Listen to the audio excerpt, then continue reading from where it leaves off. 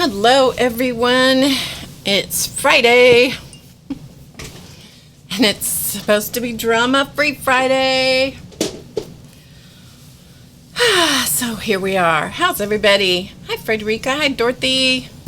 Good to see you. I'm so glad you're here. I'm Barb Owen of HowToGetCreative.com, and I'm glad you're here. Thanks for joining me today. Oh, I forgot to lower a shade. Let me correct that. I'll be right back.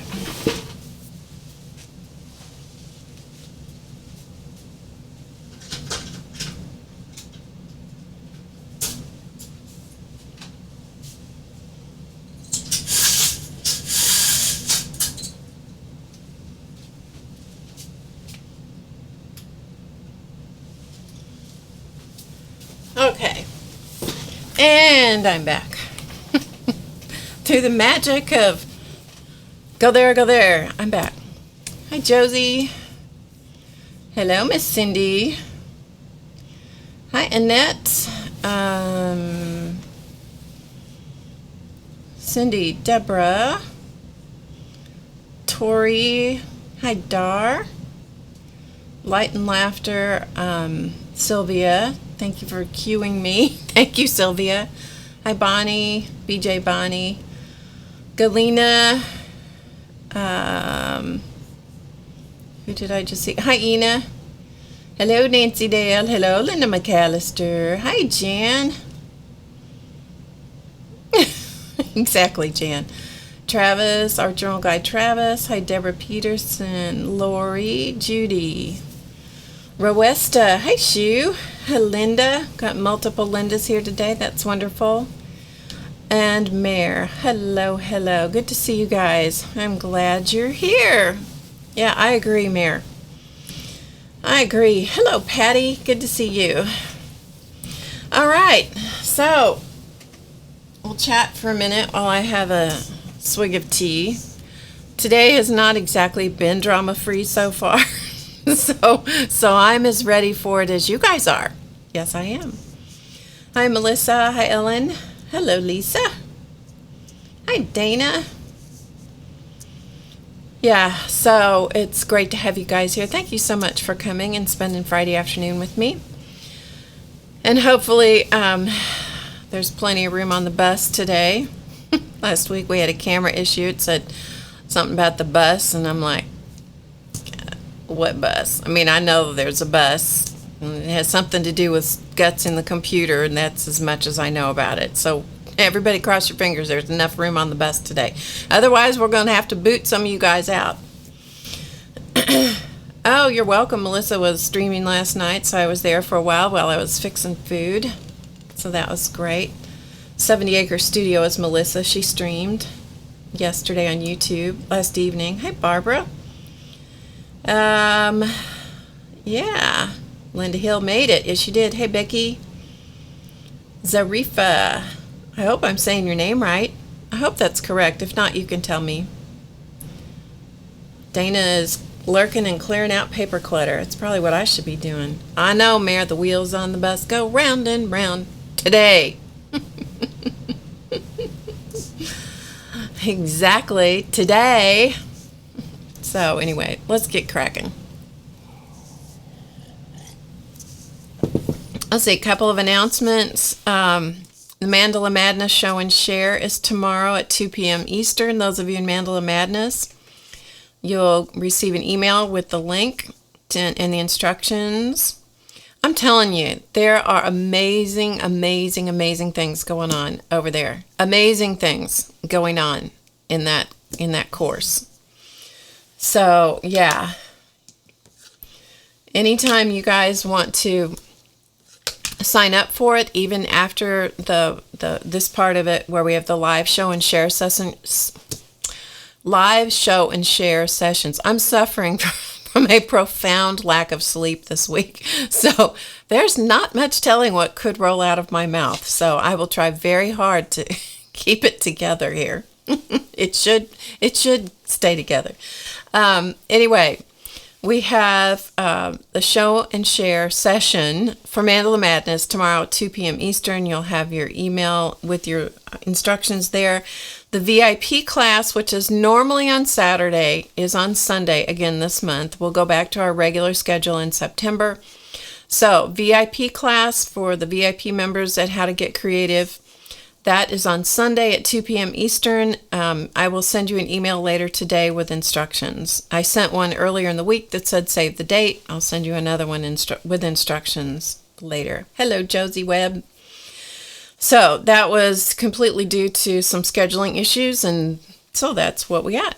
Okay, so that is all the announcements. Today we are blessed in the Midwest of the United States of Missouri, and the United States of America in Missouri. Yes, I'm telling you, Barb needs a nap.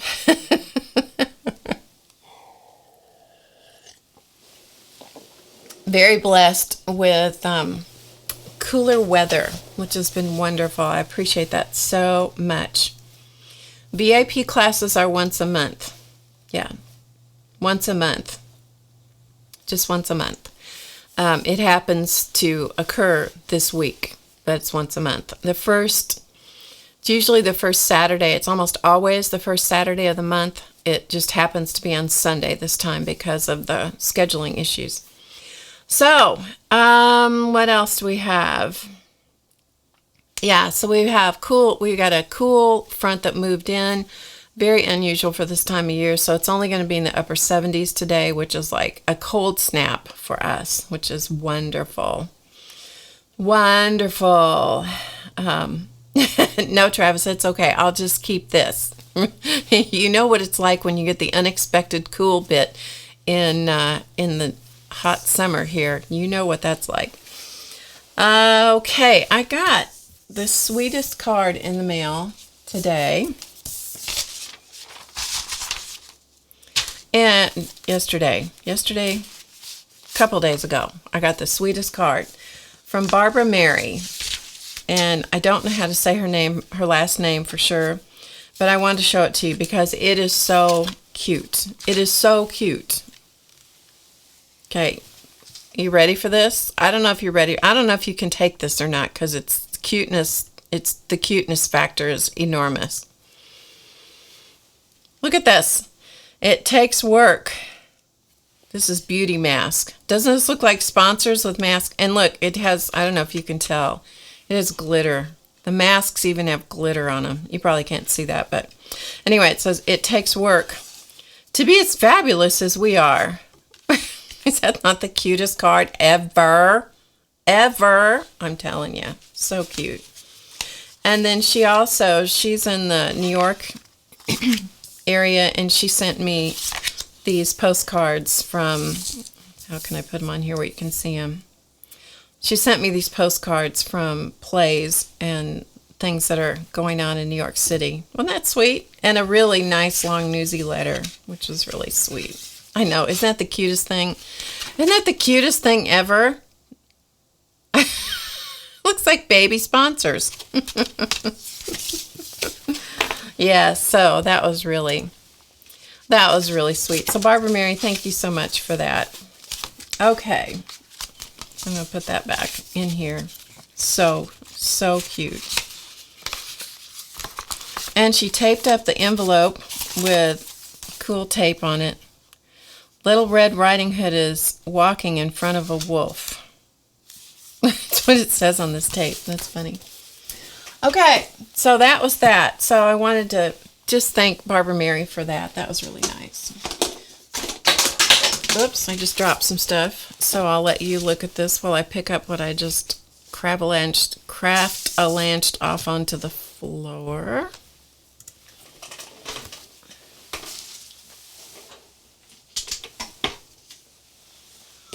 So last week we did play with a Spirograph, couple of them, and we're going to actually do some more stuff with Spirographs today. I know, can you believe it? Can you believe we could do more? This is what I ended up doing from what we did last week.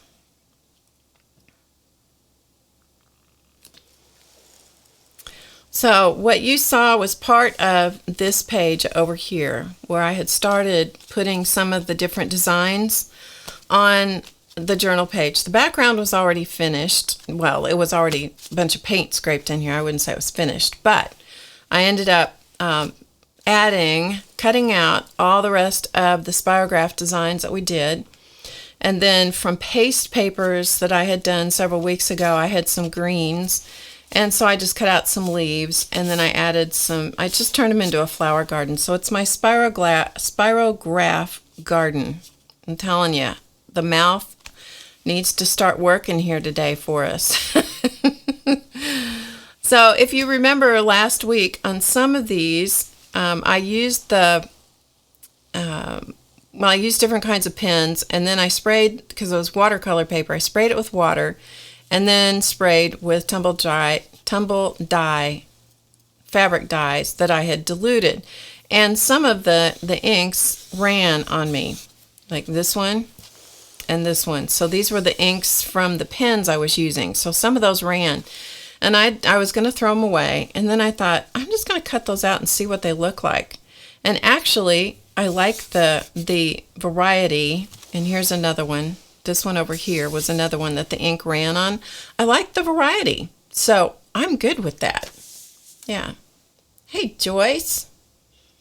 I haven't done my mouth exercises today. I haven't. I should.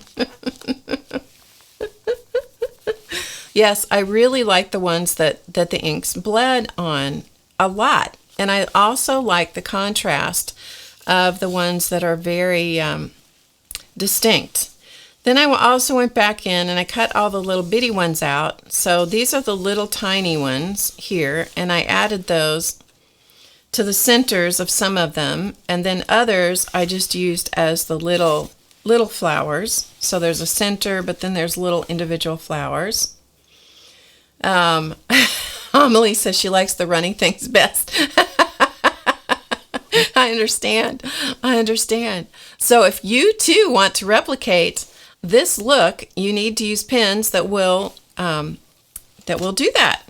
So, but I'm just giving you a good look around. I really like how it turned out. I like the concept, and I was going to add a quote or some words or something, but I don't know that I'm going to. And I did let them run off the edges. So I let one run off the edge. There's several.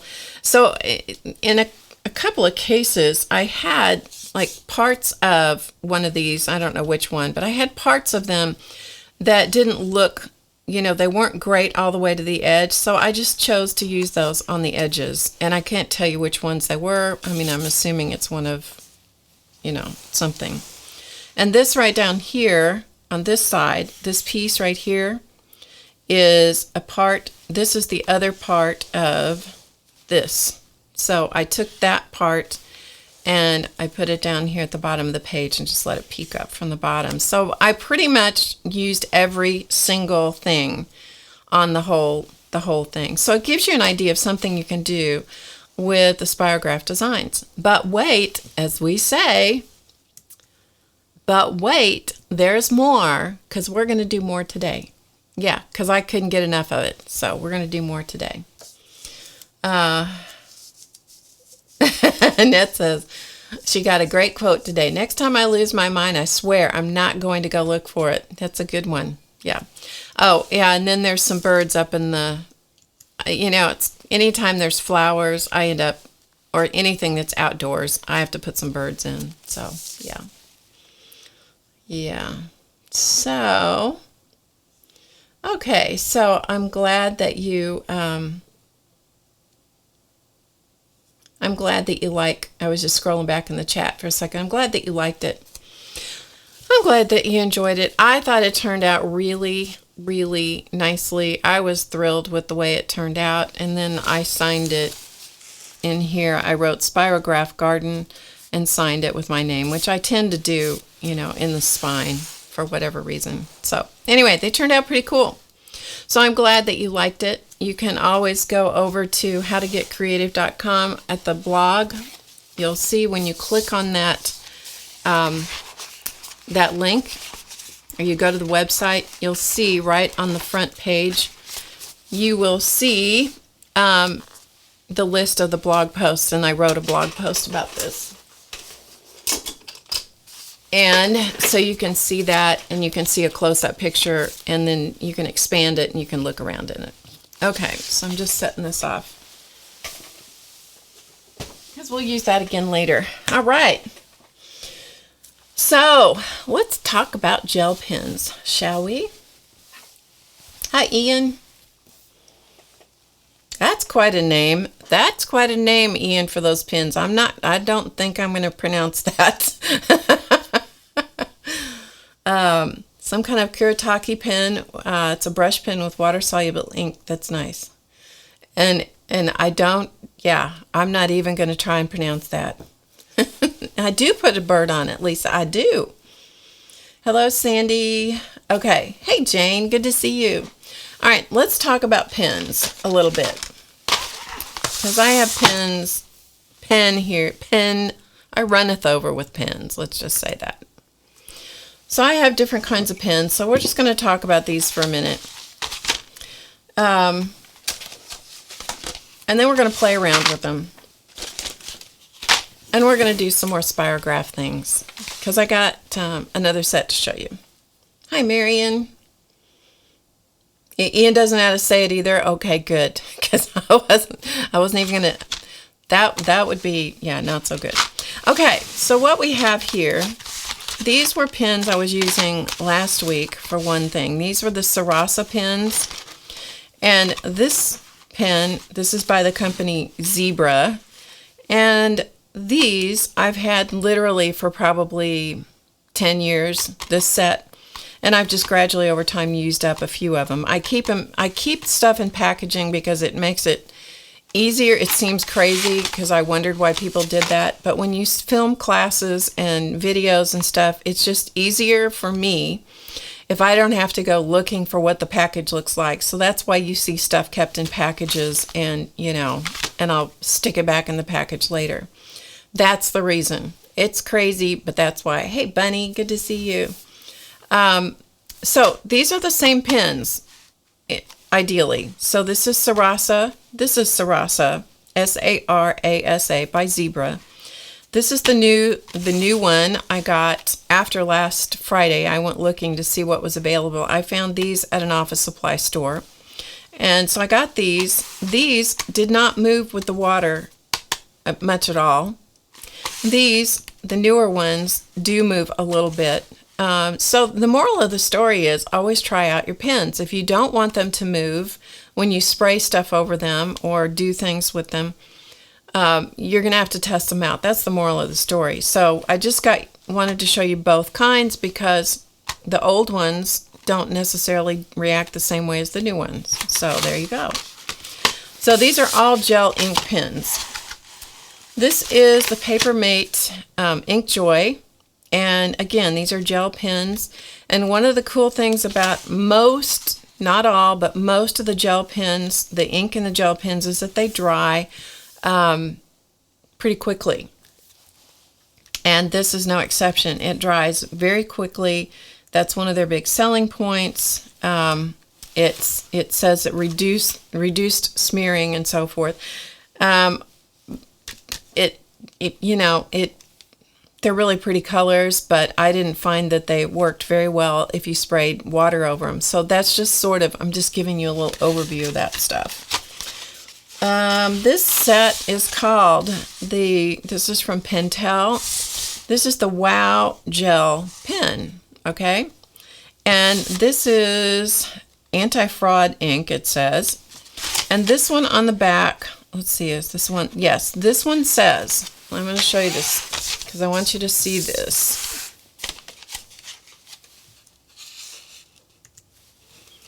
Okay, you see there it says permanent, waterproof, fade-proof, acid-free ink for long-lasting impression. This is the only one of any of these pens that says it's waterproof. So I just wanted you to know that this particular one, if you are looking for something that is supposed to be, and so far it's proven to me to be waterproof, it is the Wow Gel by the company Pentel. Hey Miko, hey CB, and hello to anybody. Hi Shirley. So hi to anybody that I missed saying hello to. I'm so glad you're here. So if you need a waterproof pen, this one, Pentel Wow. Okay, what else? We also have the Jelly Roll pens. These are gel pens, and these come in different configurations, different kinds of sets. And these are the Moonlight colors. Some of these show up over dark paper, some of them don't. You'll have to just play around with those. I found pretty much that these do pretty well with water or, inks or stuff sprayed on top of them. And then these were the G2 pens, the Pilot G2 pens that I was using last week. And I tossed the packaging for these, which I'm sorry I did, but hey. Anyway, hi Yvonne. These ran like crazy when I put the water over them, or the spray ink dye type things over them. They did run. So here's what you do, or what I suggest that you do. I suggest that you take your pens on the paper that you're going to use, whether it's cardstock, watercolor paper, text weight paper, or whatever you're going to use. I suggest that you write those pens down, write them on the surface. And what I do is I write what the name of the pen is. This may be totally obvious to you guys, but in case it's not, I write whatever the pen is in the pen, right on the paper that I'm going to do. So I used the Sarasas over here, the Papermate Ink Joys, more Ink Joys. This is what I did. I heat set them with the embossing gun, and I sprayed with water. And these are the Pentel Wows. The only reason the Pentel Wows have color on them is because the colors migrated from the other inks. So just do that. You can see these are the Pilot G2s. They faded away to not every color, but most of the colors. But not every color went away. And these were my old Sarasas. These are the old pens, the Sarasas. These were the new Sarasas. See the difference? Interesting, huh? And then these are the Jelly Roll pens. So these are all Jelly Roll pens. Same thing. Dried them with a heat gun, sprayed them with water, and you can see how little they moved. All right. I know, Marianne, I know. She says after watching the previous Spirograph video, she's obsessed with getting one. I understand. I understand. Oh, Shirley. Yes, you're bad. Shirley said that she told someone she couldn't talk because she had to watch. Okay. So the moral of the story is make yourself some tests, and then I just tied the tests together with some string just so I have them. So I've got a better shot at keeping this because it's kind of together. And then I do have a book about lettering and pens and stuff like that. It's one of my journals.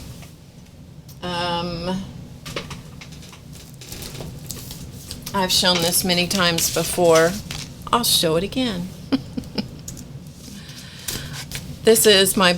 This is just a composition notebook. This is based around Joanne Sharp's, her first book. And I was ill at one point, and so I took the time when I was, I wasn't sick enough to be in bed, but I was too sick to be, like doing anything productive. And I went through the book, and I just did a ton of the exercises in the book. Not every single one, but a lot of them. And this was all my pens that I had at that point in time, and markers and so forth. So probably what this is going to do is live inside this book. And if you've never done, things like this, where you just take a book and you work through it and make yourself a journal with the exercises from the book, I highly recommend it. And the cool part about this book is that I did one cover one way and one cover the other way, so I can turn it over and work from each cover toward the middle of the book. So, yeah. And they meet in the middle, so it's this way. So this is more practice, and this is letter practice. So it's letter practice and more practice. So this will probably live right in there like that. So I have that. Okay?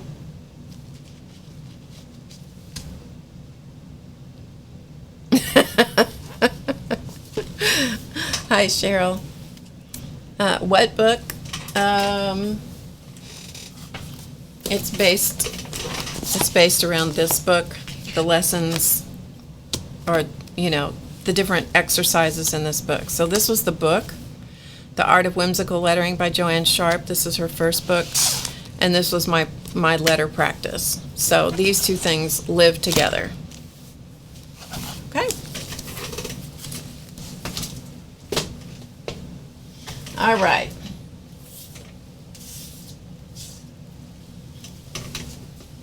Okay, so that's that. Any questions? If you do, let me know. Okay. All right, here we go. The next thing we're going to do, I don't see any questions. If you do have questions, please put them in all caps so that I can see them. Because I try to keep up with the chat, but I don't always do a great job. And if I see them, how is me today? I'm tired today. I have to admit, I'm tired, but I'm good. But thank you. Sandy's going to add her pen tests where she did her mandala maps. Cool. Good. That's great. All right, so here's what we're working with today. The Spirograph Deluxe Set. This is the original. There's also another one that's like a super deluxe or something that's got like a ton of stuff in it. This is a nice set. So we're going to play with this one. And we're actually going to use the other two a little bit. Well, we're going to talk about this one. This is the one we used last week, the Spirograph Shape Set. I'm going to talk about this one after a bit. And then I'm also probably we will use the Cyclex, because I'm going to show you how I use that. All right. Enough about that. So I'm going to show you what this one looks like when you open it up. It comes with a book. It comes with some paper also, which I've already removed. And so what we're going to do now is I'm just going to show you the different parts of it. So this opens up. Each one of these is covered by a little plastic lid, which I'm sure will go away at some point. The hardest thing about and there's 3 pens in here. There's I forgot what they call this thing, but there's this, and this are the pieces I will use the least often out of this set. I tried this one, and I can't believe this is for a kid, to tell you the truth. But what I love about this is the wheels down here. I love the discs, or wheels, whatever you want to call them. I don't know what the right name is for them. I call them rings and wheels, or rings and discs. And then the putty down here is used to hold, to secure the ring down to your paper. So the hardest part about this is that they are clear, and they are very hard to see all the numbers. Hi, Ellen. Hi, Muriel. And Creative Space. Oh boy, I know your name. I know your name somewhere. It's here. Don't tell me. Danielle. Hi, Danielle. Hey, Michelle. Michelle's having flashbacks to her childhood. That's right. So there's probably something you can do to make these more visible, but I haven't figured it out yet. I played around this morning with adding Sharpie marker to the rings up here at the rings, so I could see them. So I can kind of see that, but there are some other things that are not terribly visible about this. So anyway, we're going to get these two out, and then I'll come, let's see, maybe what we'll do, just to save time, I'll pull out the ones that I know, at least that I think we're going to use. 45, 63, 60, 56, 72, I think, and 6, no, that's 80. Okay, I think those are the main ones we're going to use, but we'll I can always get it back out if I need to. Okay? And it does have Velcro on it, the Velcro dots, so it's kind of nice, and it does have a handle. So it makes it kind of nice with this one. You can put it away easily. And each of the little wheels has its own little storage compartment, so that makes it nice. Oh, I forgot to put this in. So hang on a moment, because that was a big mistake on my part.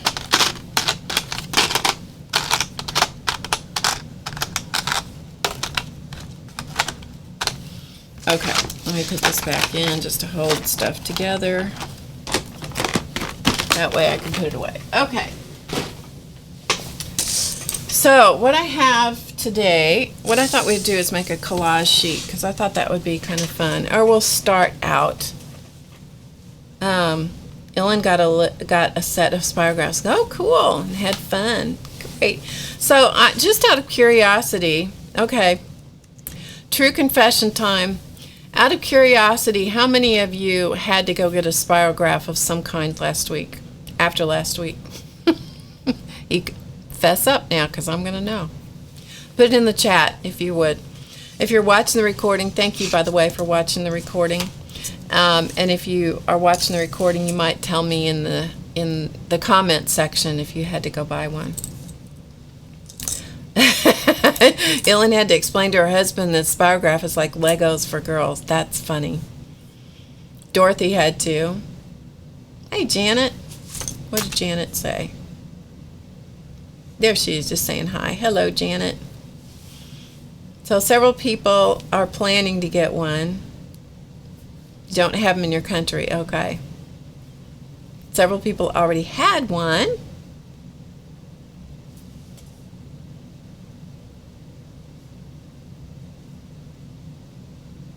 All right. It's on your Amazon list. Okay. Okay, cool. I was just curious if anybody had done that. All right, back to the situation at hand. What I have is a board that's pretty smooth here. And this is the book that comes with the deluxe set. I mean, this requires some study. I can't imagine a child, unless it's a really studious child, sitting down and figuring out how to do this. But it's very helpful as an adult. All right. So here's what we're going to do.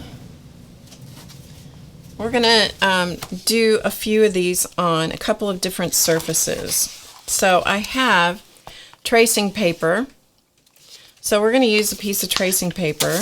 And then we're also going to use a piece of like paper that goes in your printer. This 20-pound paper. That's what we're going to use. You could use some other kind of paper too.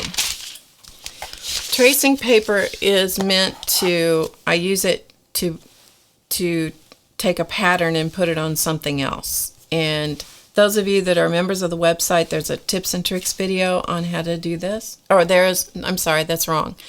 Here on YouTube, there's a what is video called What is Tracing Paper and graphite paper, I think. So you can learn more about that in the What Is playlist. Okay, so we're going to start out with the printer paper. So I know it's white on white, but that's what we got. And I find it's helpful if you use some painter's tape to hold it to your surface, whatever your surface is. And it's good that your surface is nice and smooth. At least I'm telling you what works for me. If you have something that works better for you, it's all good. Hey, Lucy. You got 6 notifications you thought we're live. Oh, I don't know if Race is here. We must have a glitch in the system. Thank you for telling me that. They keep coming in. Well, you'll have to just ignore. Now, are they from us? Are they from our website, or are they from YouTube? Because if it's from YouTube, I can't do anything about that. If it's from me, We'll take a look. We'll look into it. Try some greaseproof paper that's good for tracing paper. Yes, it is good for tracing paper, but it is not good for this technique. But you're right, Ian, you are right. Okay, so we're going to pick out the one that we want to use, which is, we're going to go through the little book here. We're going to do one that's just fun right off the bat, which is this one right here. So this uses the wheel that has 105, 150, and 105. That is the number of teeth that are on the outside and the inside of the ring. And then I'm going to put this putty, which comes with it, which I found to be incredibly helpful, from How to Get Creative. Okay, all right, thank you. We will, I don't know if Race is here. The gremlins have been in full force today. The gremlins don't know that it's Drama-Free Friday. I'm telling you, they need to just get a grip. So, anyway, that doesn't normally happen, so if you guys want to just ignore that for today, that would be really helpful, but thank you for telling me. I do appreciate it. Okay, I'm looking for my numbers. Here it is. Okay, this is totally clear, so you guys are not going to be able to see it, but the numbers are here, and number 1 on this disc is, or this ring, is over here to the left. So we're just going to plop this right down in the middle with number 1 kind of up toward the top. Okay? Okay, and we're going to use number 56. So I got to find it. So give me a second, because again, these little puppies are clear. Here we go, number 56. And we're going to use holes 1, 3, 5, and 7. So each of the holes are numbered. So I'm going to put it up here, number 1. I'm going to put it at number 1. I know, Travis, I know. He says, send the gremlins a note a few days ahead. You know, it's kind of like people would bring their sewing machines to us to get them serviced and fixed, and they're like, it broke while I was using it. It's like, well, they do tend to do that. They don't tend to break while they're just sitting there. I guess some of them could, but it's not very often. It's kind of like computers. It's only when you go to turn it on and use it that it can give you a little fit, you know? Katie is actively ignoring it. Good. Ignore it. And thank you for ignoring it. Okay. So, I'm going to grab a pen, and we're going to use a Moonlight Jelly Roll pen. Let's do it in blue because I think you can see it really well. And what we're going to do is we're going to put the pen in number 1. So number 1 is right up here, and it's lined up with number 1 on the disc. The disc and the ring are both lined up. All right. Now, go around the outside. Keep the pressure against the outside of the disc against the ring. And you keep going until you get back where you started.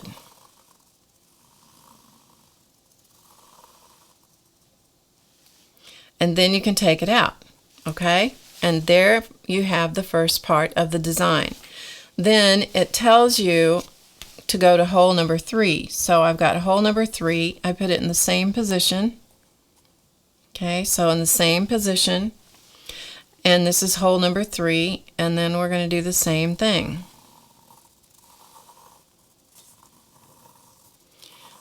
So I'm going to keep my pen upright.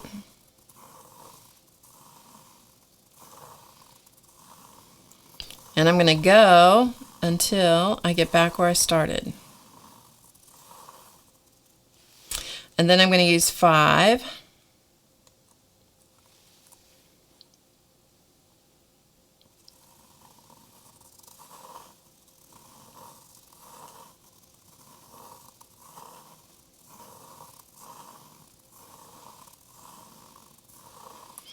So you go around and around and around and around till you get back where you started.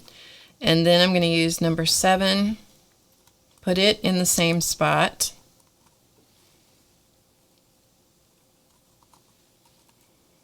Sometimes I have to figure out which is the same spot, and if it's not, if I don't make exactly the right choice, it's like, oh well, yeah, I think that's it. Okay, here we go.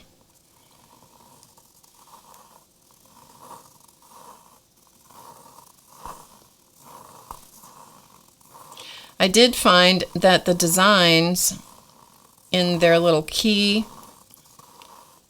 are not necessarily, they don't necessarily look exactly the same way as they turn out in reality, but that's fine with me, right? So I'm going to move over here to the other camera where you can see.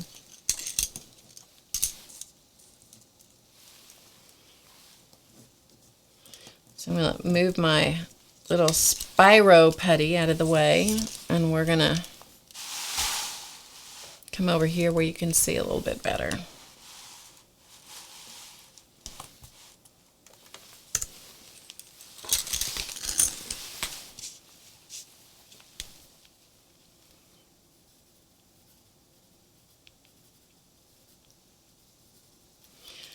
So isn't that a pretty design?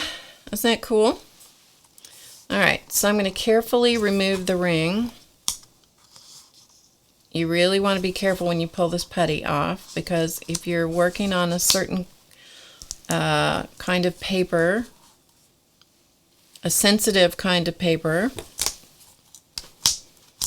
it might pull up some of the surface of the paper. But isn't that pretty? That's done with one wheel. So let's see if we can do it again, a different color. And get this up here a little bit further. And maybe I can show it to you a little bit better. So that was with a Moonlight pen. Let's work with a, let's do a Pilot pen.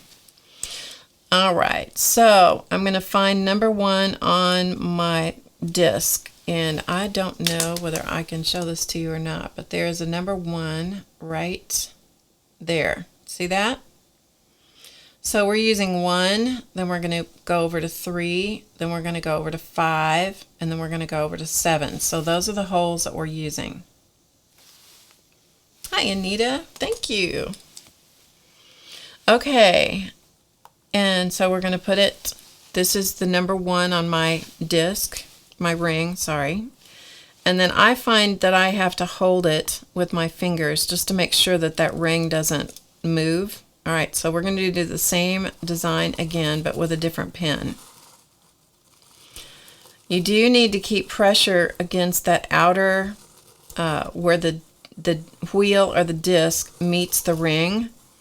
If you don't, it will have a mind of its own and it will take off. And then you'll get a design that you didn't intend to get. Okay, so there's 1. We're going to go 3 and we're going to just move it to the same spot that we were using. So lining it up with the line on the ring. Go again. So this is the same pattern, just to show it to you a couple of times.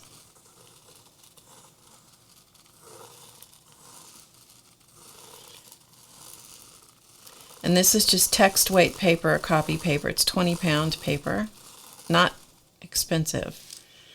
Then I'm going to move over to 5.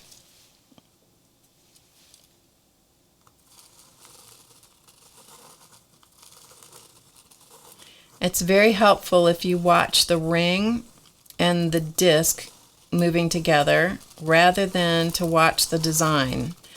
I tend to want to watch the design development, and that's when I get myself in trouble and go off in all directions. And now we're going to number 7.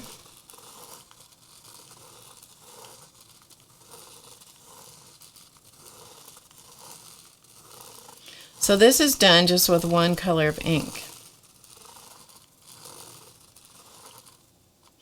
If you wanted to change colors with every round, we'll do that just for fun.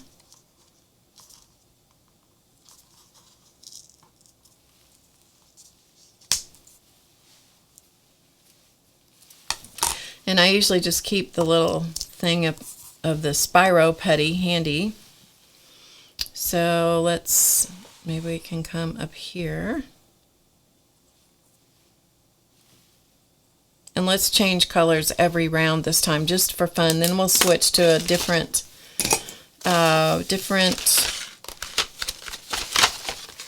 design.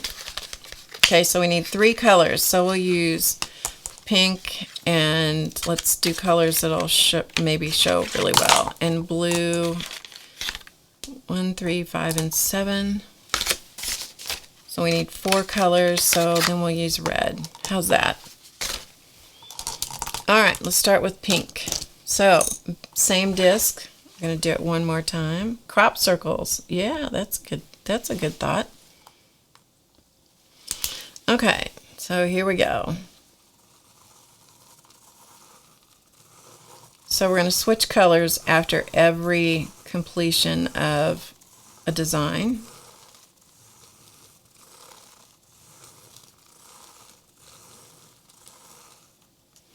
Okay, so and these are the Sarasa pens that I'm using. So now we're going to go to hole number 3.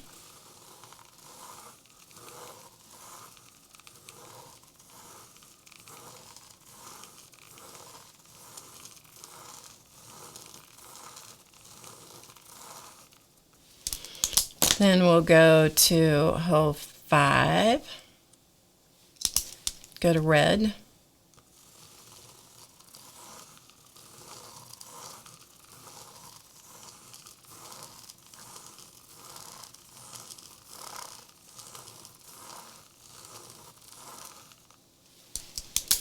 And then we're going to go to 7.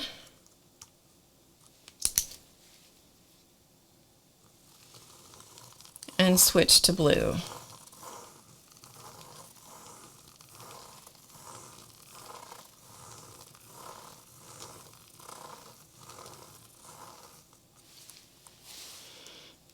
And see how different they look.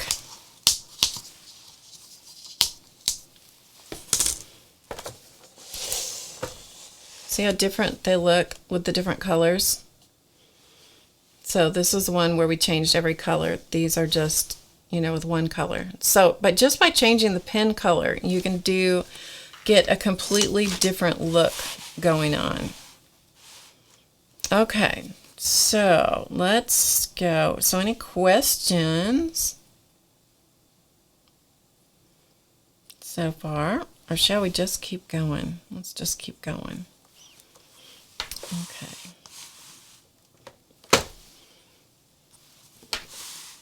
My orientation here where I can find myself, and you can see too. Okay, let's do another one. So that was this one right here. That was the design we just did. Let's go to this one. This is using the same ring. It uses disc number 63. So let's see, did I get that one out?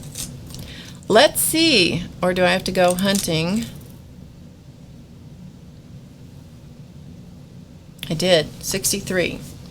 All right, so this is a little trickier design because you use 1, 2, 3, 4, 5, 6, 7, 8, 9. But this is a little trickier one. Sometimes I mess this one up. We'll see how I do.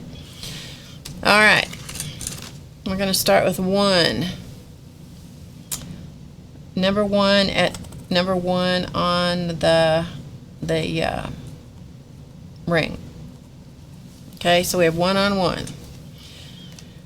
And I'm just going to stay with, let's see, let's go to let's stay with the Sarasa pens because I got them out here. We need 3 colors, so we're going to start out with red. Okay, here we go. You ready? All right, watch this.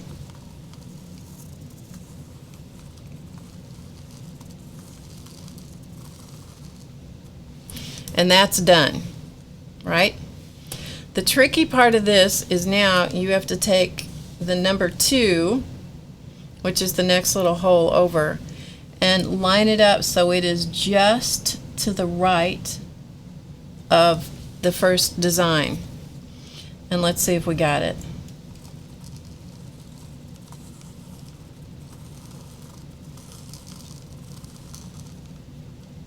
So it lines up just to the right of that design, so it comes right beside it.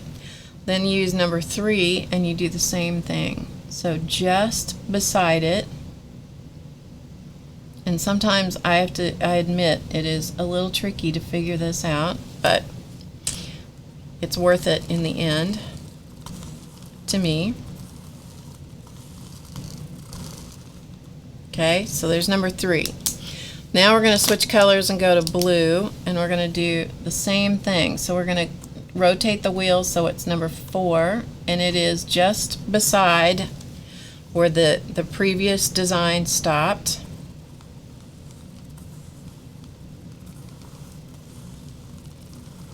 So there's 4. We're going to do the same thing with 5.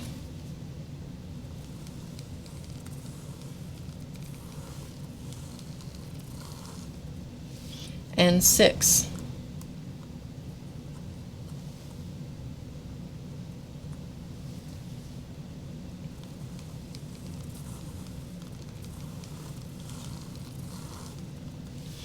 Then we're going to go to 7, and we're going to switch colors one more time. This time we're going to go to green.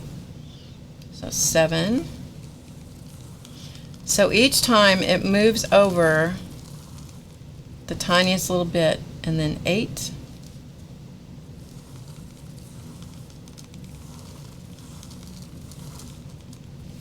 And then 9.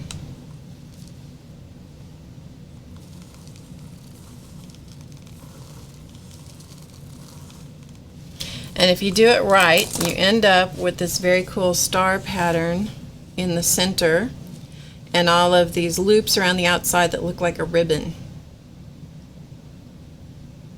Isn't that cool? That's pretty nice. I know, that's a pretty nice one. And if you change the colors of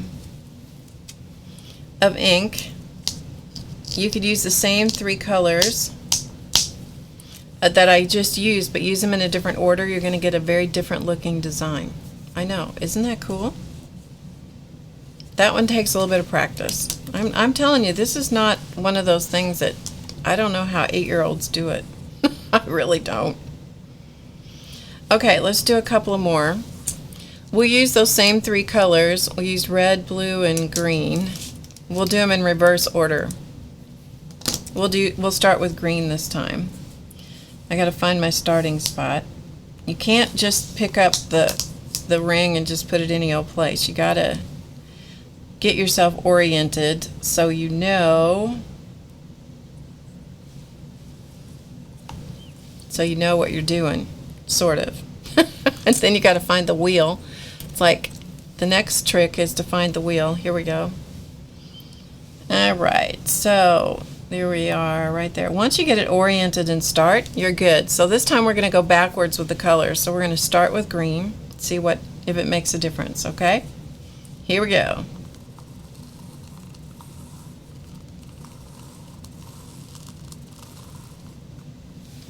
Then we move over with the number 2. See if I do it right. I don't know why getting this one started always makes me a little nervous. Number 3.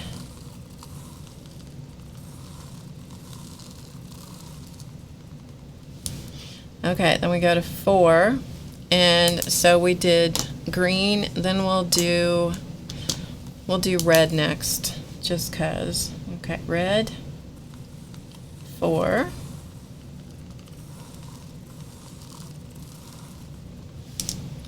5,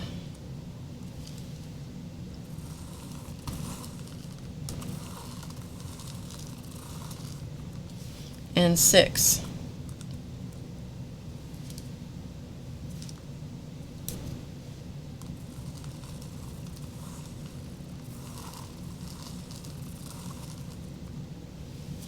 Then we're going to switch to blue, and we're going to go 7.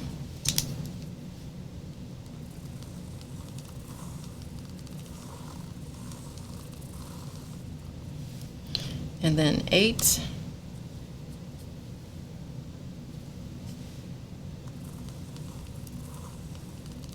I have found that on these, that unless you really mess up the design, you can still use the ones that you goof up.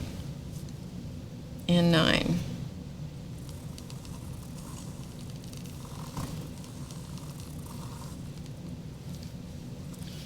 Okay, so let me show you the difference in these two colors. They're very similar, but yet they're different. Let's see if we can compare them.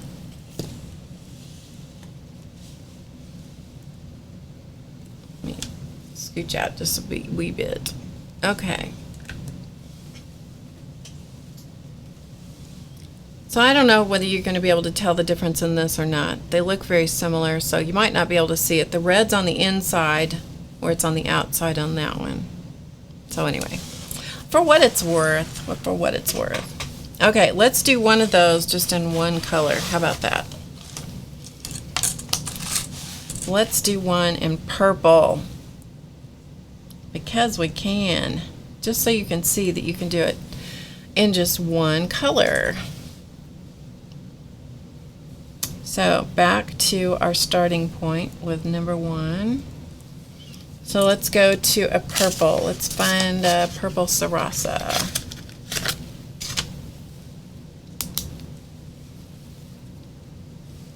Okay, so we're going to do exactly the same thing, but this time it's going to be one color, and it may overlap this one because I've got the ring on top of it, but that's okay with me. Might or might not. There's 1.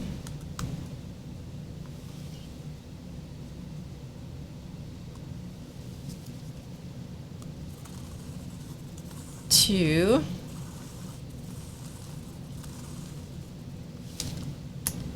3,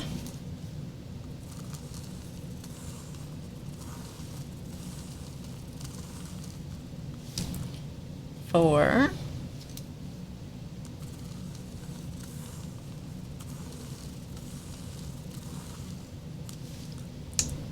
5,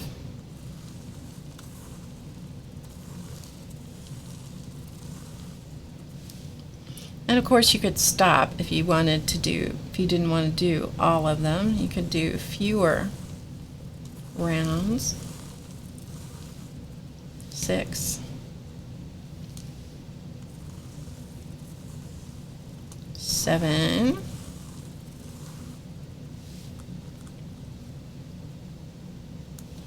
8,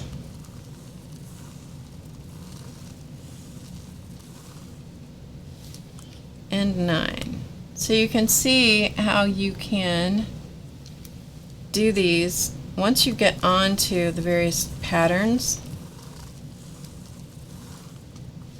Then you can do them fairly quickly, right? So this is the same thing as this one, just done in one color.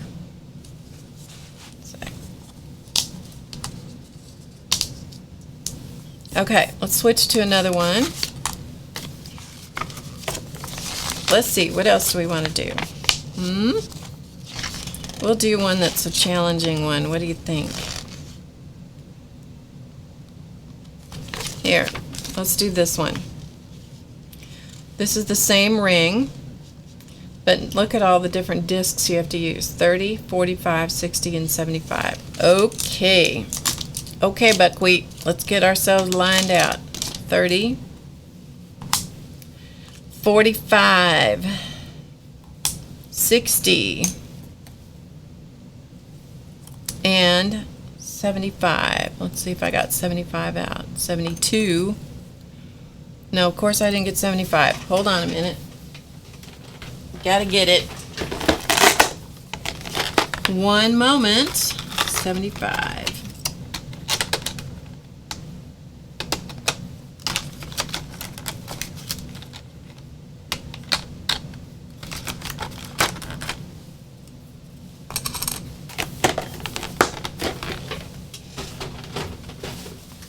Okay, you think I can do it? You think I can do it? Bingo, exactly.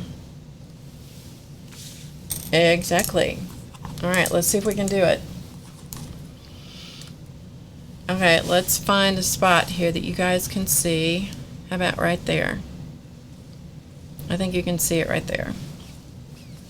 Okay, so we're going to start with 30, which is this little tiny one, and we're going to use holes 1, 2, and 3. The trick is to find hole 1. There it is. Okay, let's see if I can remember how to do this, because I did it yesterday. Doesn't mean I can do it today. And let's use the Wow pens. So these are the ones that are waterproof. So we're going to use these. If I recall right, there were things about these I liked and things I didn't like. But let's see. And we're going to use blue.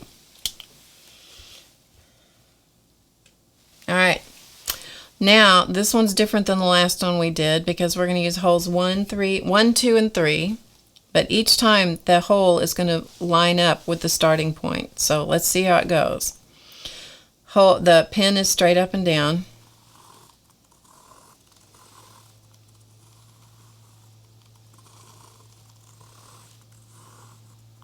Okay, so there's 1.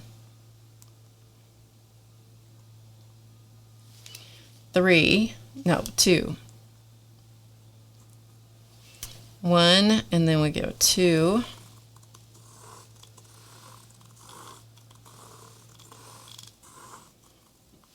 And then 3. And these look very, very similar to, make sure I get the right thing.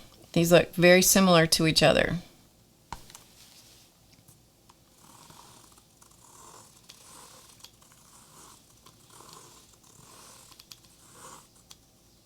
Okay, so there's disc number 30. It's done. Now we go to 45, and we use a different color of ink, so we'll switch to whatever this is, pinky reddish color. And it is holes 6, 7, and 8. So we're going to go 6.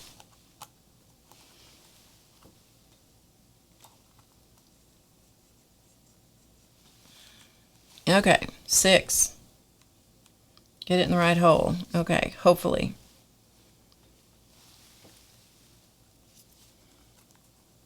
By the time I get it from my hand down, no, that's 5. By the time I get it from my hand down to the paper, sometimes I lose my spot. Okay, 6.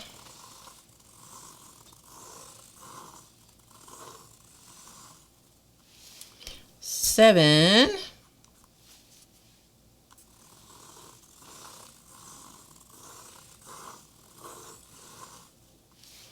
And 8.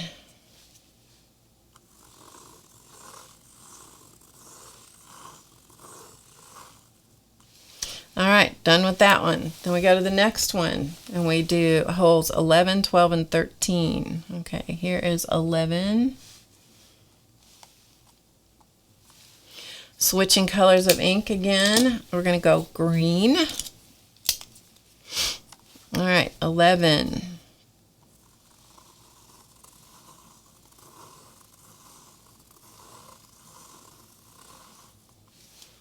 12.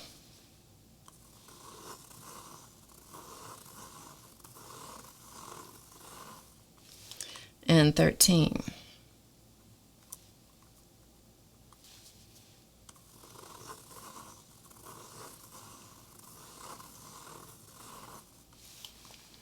Done with that one. And then we're going to go back to whatever this pinky reddish color was. And we're going to do holes 16, 17, and 18. And again, this is one of those, the holes get really close together in here in the middle, and finding what number goes to what hole. Here we go. 16's right there. 16. Okay. If I got the right one, we're in business.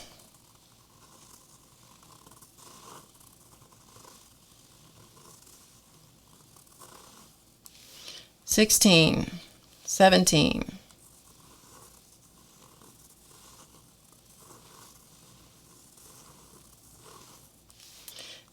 and 18.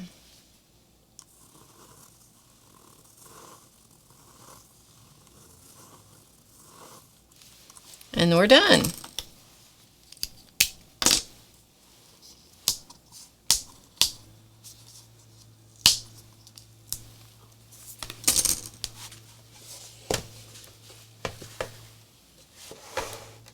Okay, hopefully you can you see that one? I've got too many computer things on my way. Here's the one. Cool? I think that one's a really neat design.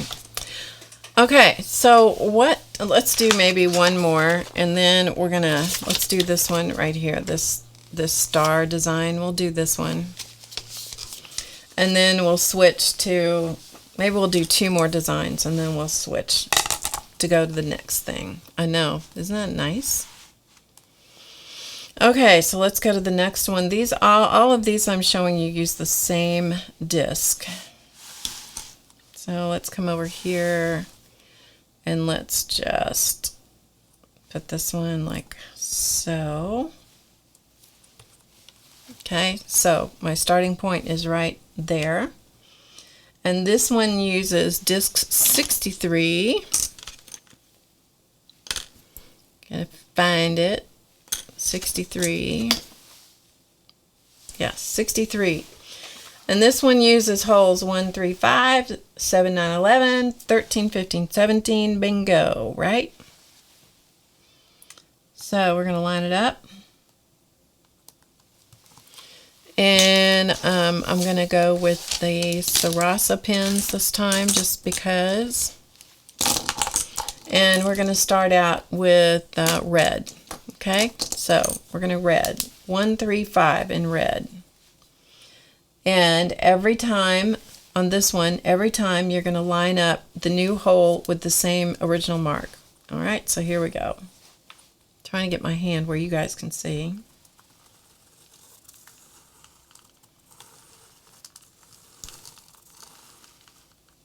Okay, there's 1,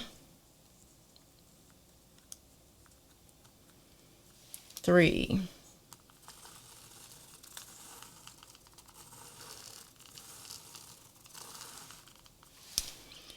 5,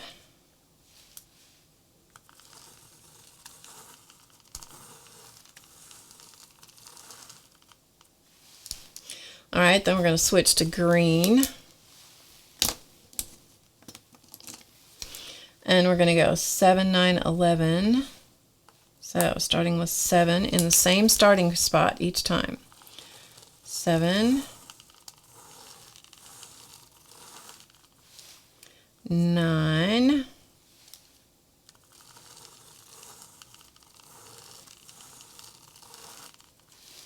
and 11.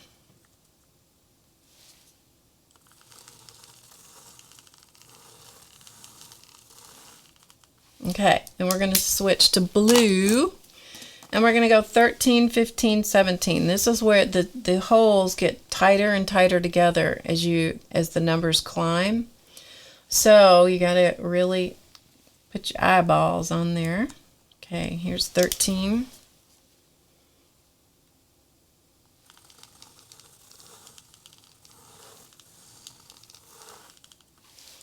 15.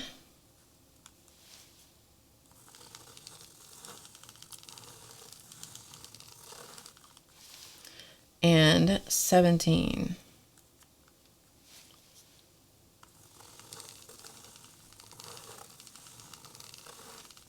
And that's it. And look at that. Isn't that cute? Fat little star. It's a chubby little star. Alright, so what I did to create the collage sheet idea was I did many patterns in colorful designs, colorful inks, just like this. Okay, lots of them. Then I went back and used many of the same designs again, and I just plopped the ring down. We'll just do one right here, like so. And then I'm going to use a black jelly roll, This is to give it that real collage-y kind of feel. And we'll just use that same little chubby star. So that was disc number 63, and we're going to just do it in one color. So we're going to do number 1. So it's going to go right on top of all these other things, and that's what we're after, to make a collage out of it.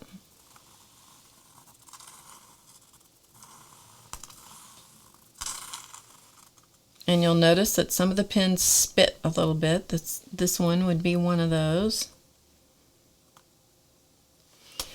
1, 3, 5.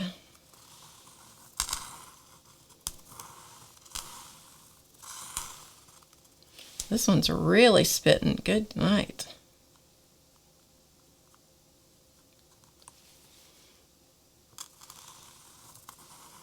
Yeah, this one's just making a big old mess over here.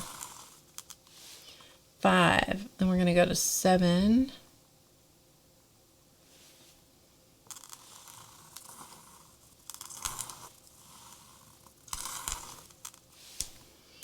9. It's a good thing this is a demo piece, isn't it?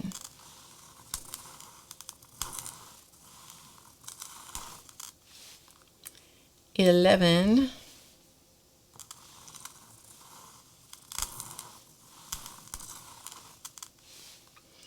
And then 13.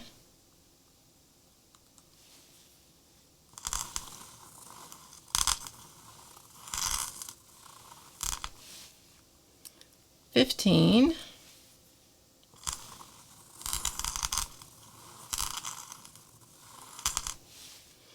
And 17. This is the black from the classic set, which is a little different than the regular black that you buy by itself. So that one has it's got a little kind of extra texture in there, shall we say. That's going to be wet for a little bit, so we're going to try not to touch that. All right, so we've got, you see the idea of the collage thing starting, right? So let's do one more, say right on top of this in black. So we'll put maybe over here. We'll just stick one on top of this stuff right here. And I'll use the regular black jelly roll just so you can see the difference.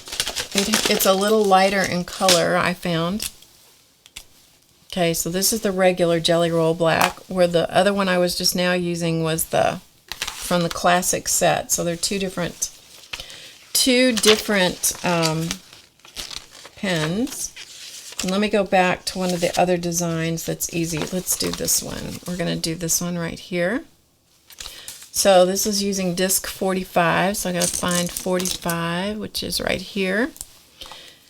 And this one is easy.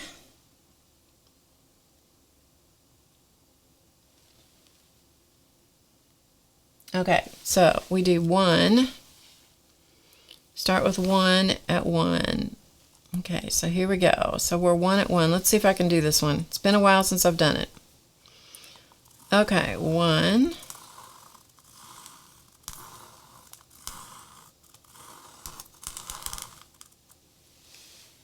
4, and again we're going to move these back to the starting point each time.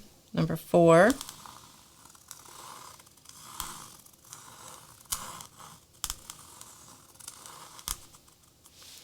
And then we do 7.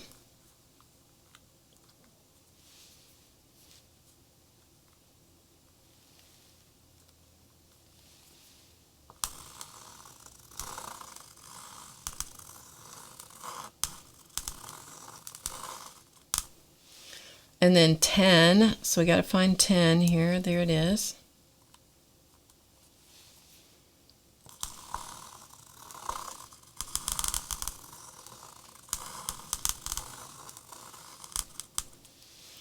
And then 13.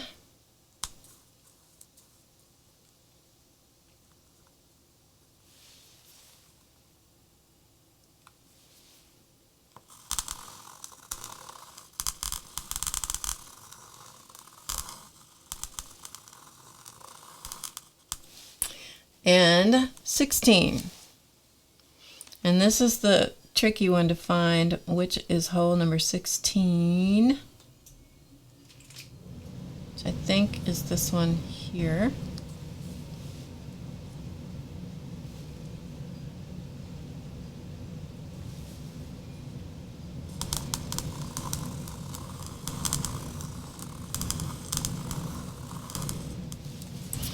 Okay, so that is this other star that we just did, but you can see the difference in the black inks. This is the one from the classic set, which is a bigger nib.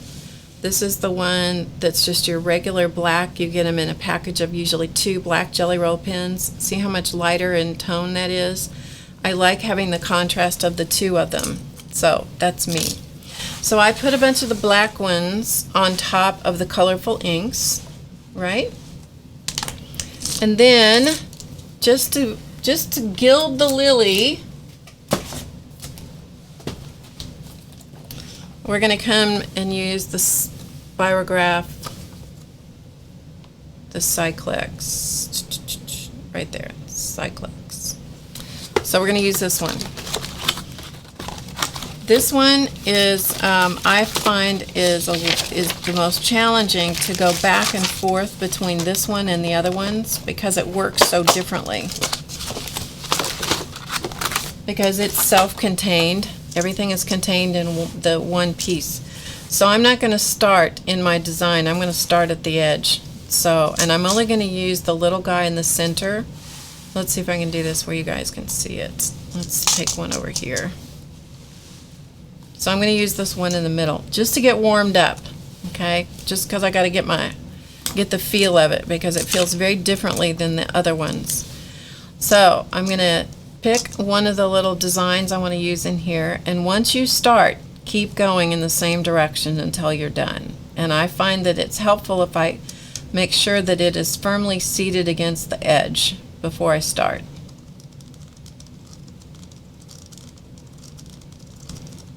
And you got to hold it in place. Don't let it scoot on you. That's the other thing. And when I was using this one the first time, I thought, I think some of that putty stuff would be good for this.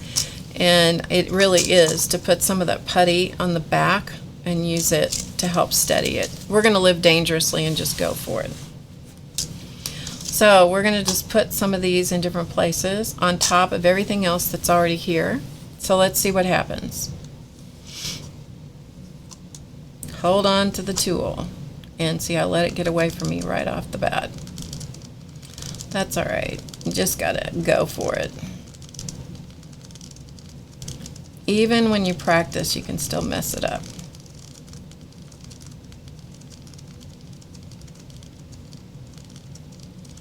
So we're gonna try going around it a second time.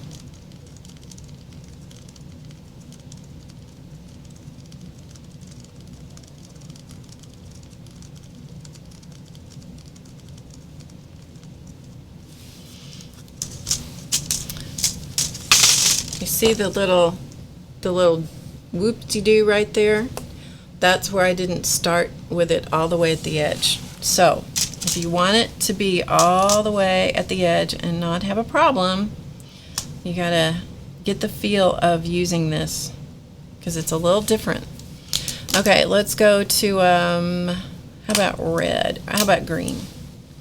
We'll pick another one. Pick another one of the designs. All right, let's see. Are we ready?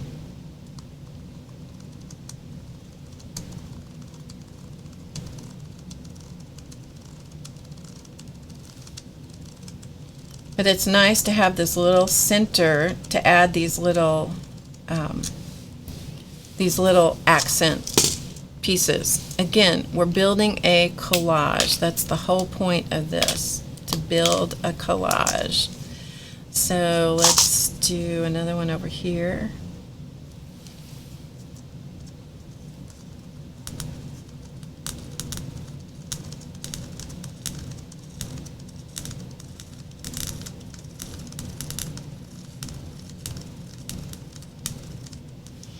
And then I'm going to pick another design and just see what it does.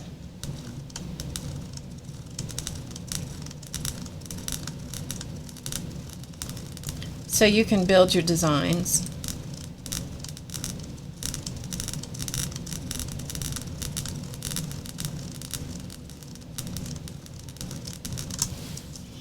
Okay, so we got another one, another little one. And then let's do just a couple more and then we're going to move on. I know. Can I do a big one of this? Yeah, I can do a big one. So let's do this one.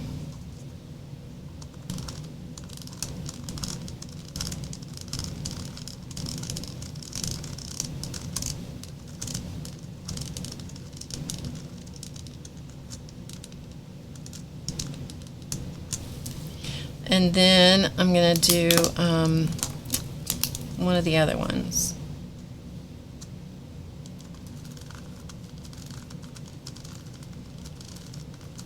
Because I think it's kind of fun to just overlap them.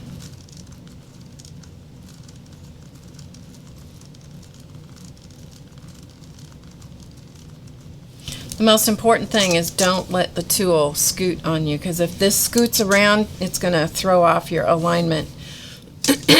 Okay, Linda wants to see a big one. All right, we'll see if we can move around here and do a big one.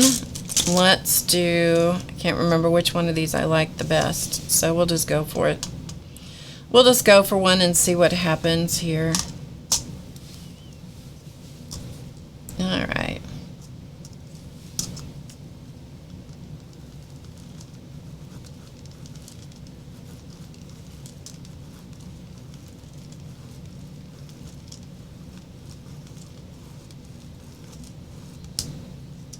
And I'm at the edge of the paper, so I just messed that up. Oops. Okay, I'm at the edge of the paper, so that's causing me a problem. So you see this? That's not what it's supposed to look like. Let me use a different piece of paper here. Because you gotta be on the paper. Okay, let's just do this like so. Okay, start at the edge.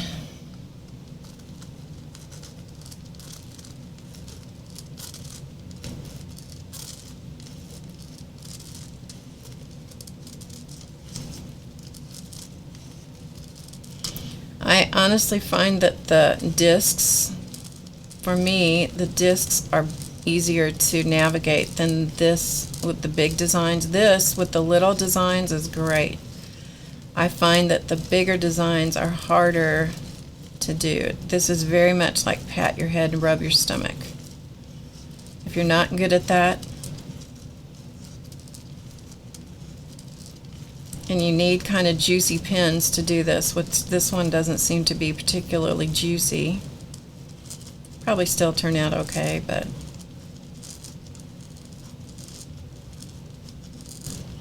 and you don't go very fast with this one.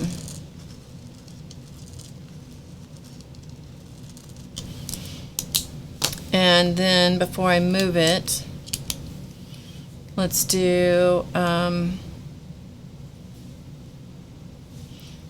this little design here.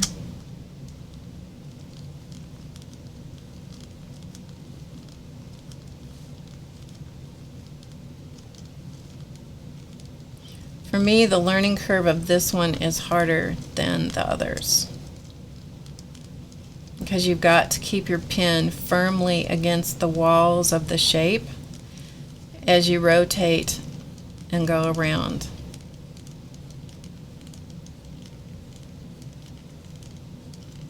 You can still get some cool designs, but having this one just to do those little bitty guys in the middle is worth it. But I really prefer the other sets to do the bigger shapes. Okay, so, and it looks like I stopped short. I needed to go one more thing. That gives you the idea. Okay. Now, one of the questions will come up, I'm sure, and that is, can you use the rings from, or the rings from this set, the shape set, for the other deluxe set. So I'm going to show you the answer to that question. And then we're going to move on. Okay. And finish our collage. So we're going to pretend that this is done. I do have one that's finished. Aren't you glad? Then you didn't have to stay here and watch this happen all the day long. Okay, so I'm just moving this. So here's what we did. We did all this. Still very usable. We're going to put this one, I'm going to turn it over, put it upside down, like this. And I'm just going to tape it down. Okay, so we're going to use this, the first ring that we were working with so much. Let's come over here, right here. And I'm going to pick a design. Let's do an easy one. Let's do this one, shape number 56. We did this to begin with, holes 1, 3, 5, and 7. Okay, so 56, find disc 56.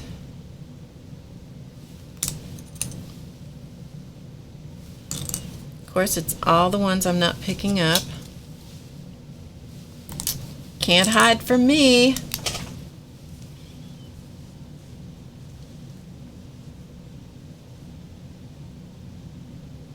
Okay, so all of these, it's 1, 3, 5, and 7. They all line up in the same spot. Okay? So we're going to do this one more time, and then we're going to use the ring from the other set and see what this disc does there.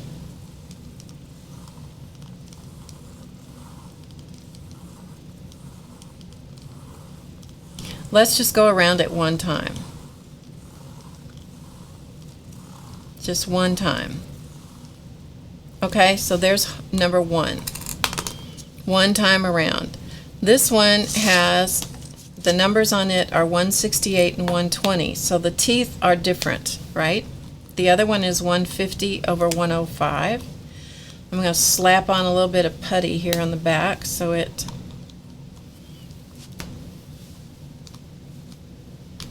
stays put for me. I may have been overkill on the putty, but that's all right. Okay, so I'm going to put it right here by the other one.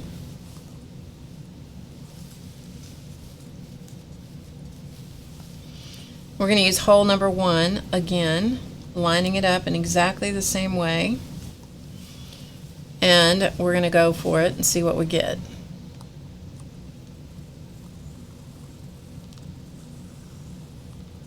Same disc, number 56, using hole number 1. But the ring is different. And you got to keep it against the ring, which I didn't, so I got a flat spot in one spot.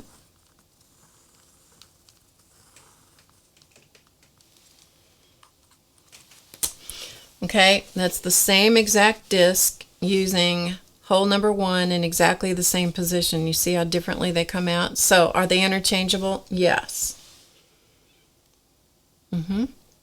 So they are interchangeable, but they are going to give you completely different results. This pattern came out pretty close to the same. Some of them are so radically different, it's just amazing.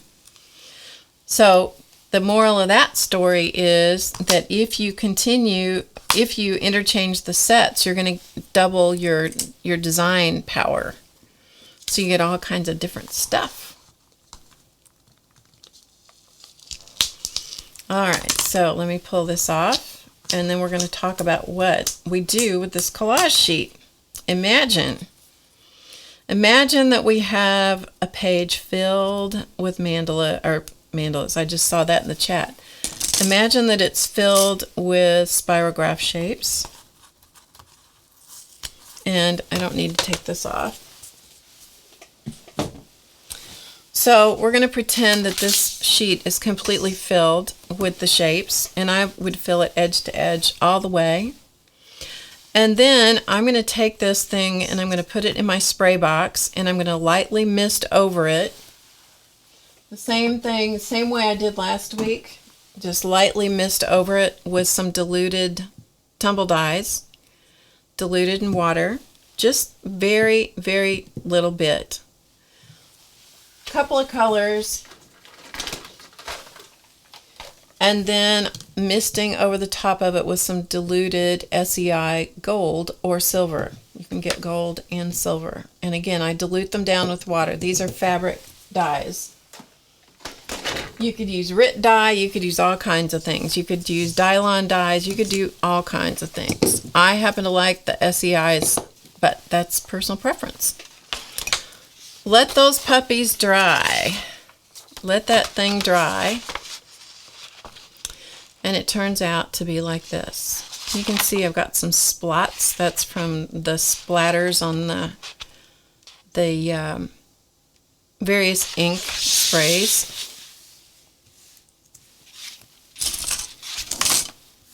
So here's my collage sheet, and I don't think you can pick up the sparkles in it, but it is quite sparkly.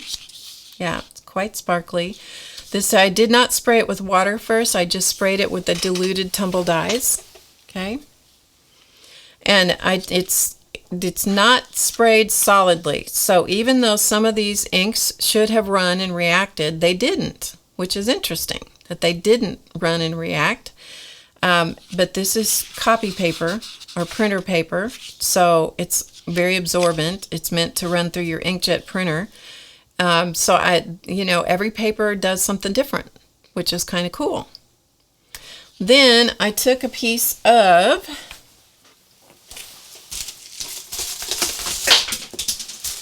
keep dropping stuff on the floor here today.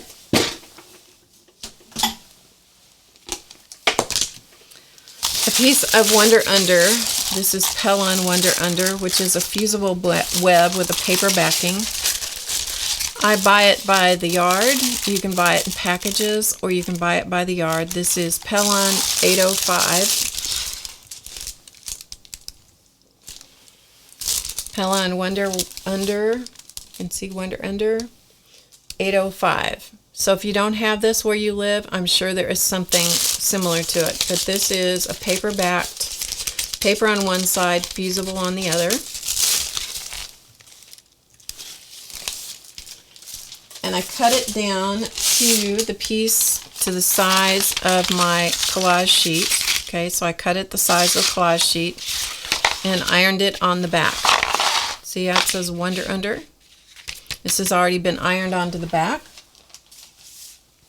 So that's why this copy paper is now looking quite stiff and curly, because it's got fusible on the back. Okay, no, this one didn't run. Now if you want to use watercolor paper or cardstock, it might. You just have to try it, Unexpected results, right? All right, now what you want to do is you want to cut this up into whatever you're going to use it for. So what do you want to use it for? Do you want to use it for ATCs? Do you want to make it into note cards? Do you want to, it's like, what do you want to do with it? Well, I'll show you what I did with it.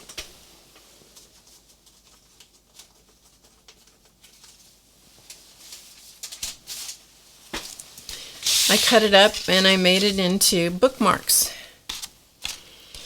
And so that's what I have here. So I'm going to show you how I did these, and then we'll move on to the end of this. And I decided that I was going to put them on the back as well. So I cut 6 pieces out of my collage sheet.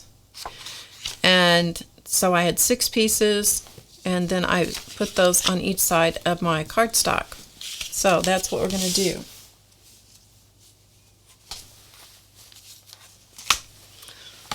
So my little bookmarks measure, the top part of them measure 1.5 inches by about 6 1/4. Okay, so 1.5 inches by 6 1/4.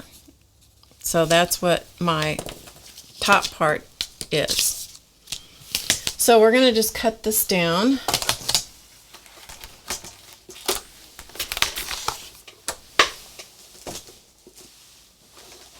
Just rearranging my stuff here. So this is my cutting mat. Okay, this is my cutting mat. This is a rotary cutting surface. So I'm just going to put this on here, and I'm going to cut the width down to 6 1/4. So I'm going to cut a little bit off here because I really want to get, I want to have it running edge to edge, so I want to get rid of the extra stuff here.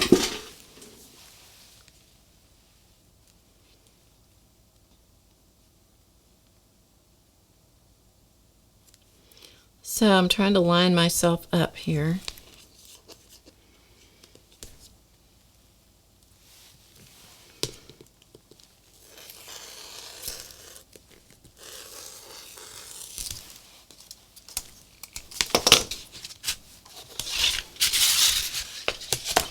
All right, 6 1/4 is what we want. So let's see.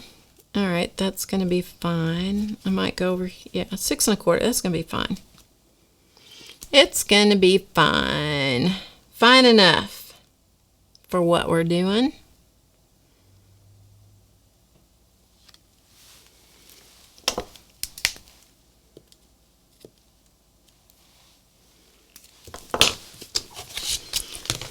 Make sure that our ruler is the right way around, which it was not. Measure once, cut twice. Okay, let's come back over here. Let's recut this again because I want this to be, I'm going to catch some of these designs over here. So I'm going to recut this again. Use your ruler the right way around. It's very helpful if you do that. Okay, 6 1/4.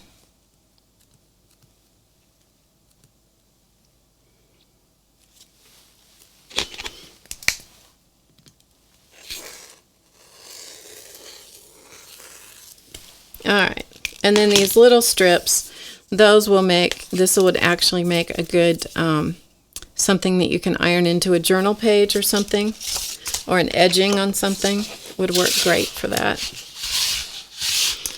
Okay, and I'm going to switch to a smaller ruler. If I brought it in here, yes I did. Okay, so we're going to go 1.5 inches.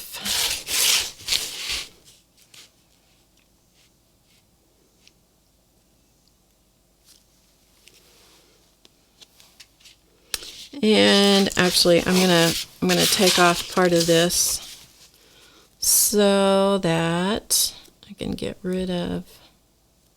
I know I'm talking to myself, but you know, hey, it's the way it goes here.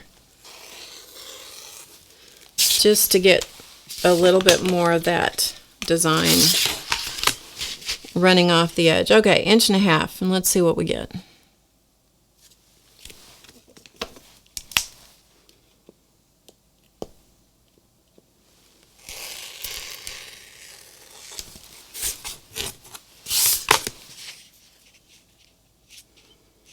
When you're making repeated cuts for something like this,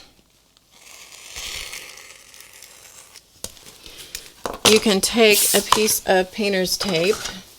This helps you to keep from making mistakes. You can take a piece of painter's tape and you can put that on your ruler so you know where you're lining up each time. It saves you from going crazy with multiple lines.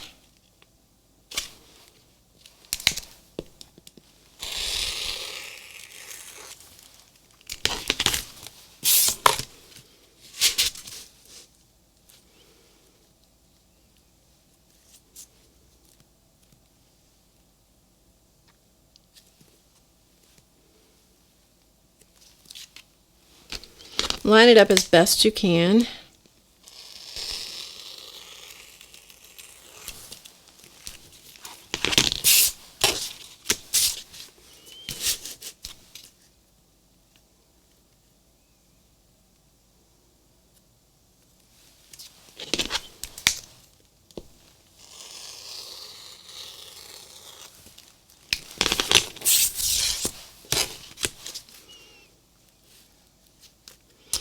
And it is worth taking your time when you do this, because you want to be careful.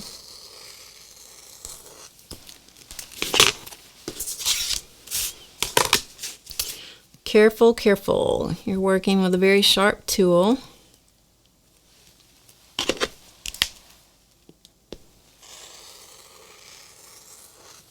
Okay. So there's what we have. I've already cut my cardstock backings. And I cut them to 1 3/4 by 6 1/2 so that I'll have a little bit of a border, of black around it. Right? Okay, now while my iron is heating up, because this is a heat activated glue which requires an iron to attach them together, and the reason I'm using the paper diffusible is because it keeps the paper flat.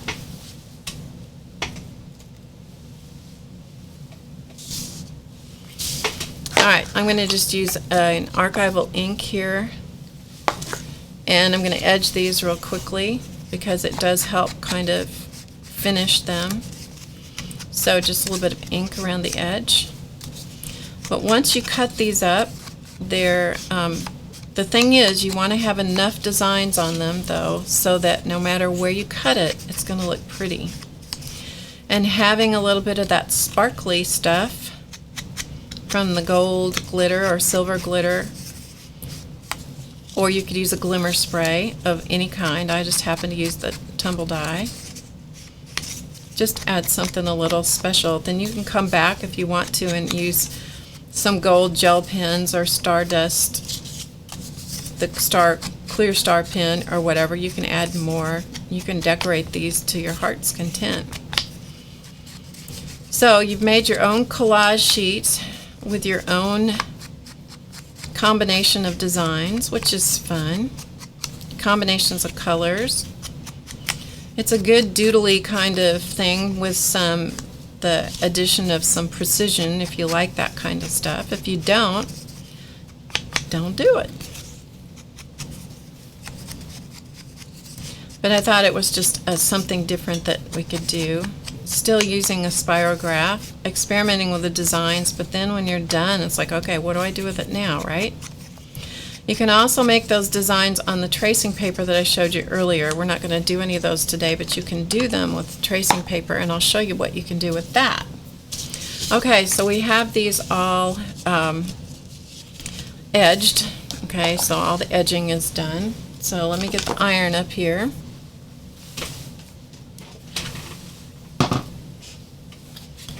So this is the opposite side of my cutting board.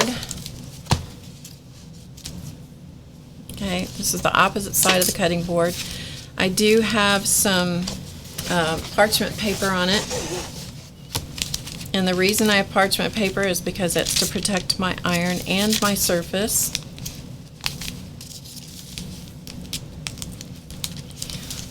So here are my little bookmarks. Well, we should have enough for 3.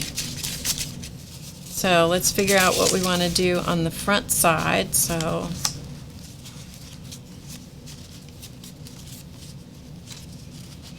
maybe on the fronts, and then we'll decide what we want to do on the backs.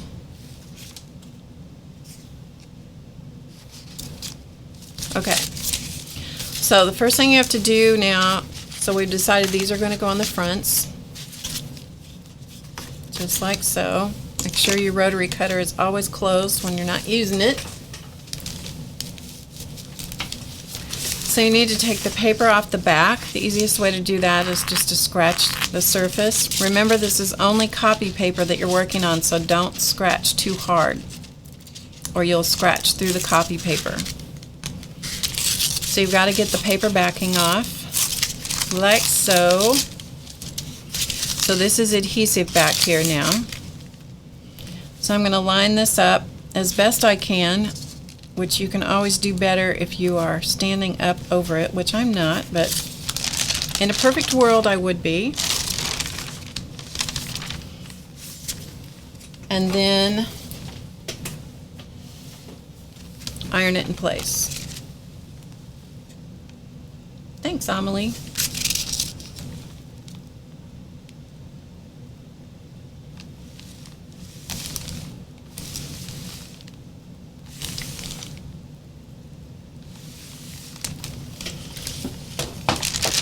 And by using the heat-activated glue, the fusible glue, it's completely flat and permanently adhered, which is really nice. Okay, let's do the other ones. So I scratch the paper backing. Again, don't scratch too hard or you'll go clear through the paper. Pull off the paper backing. Decide where it's going to go on your bookmark. So I have about 1/8 of an inch all the way around.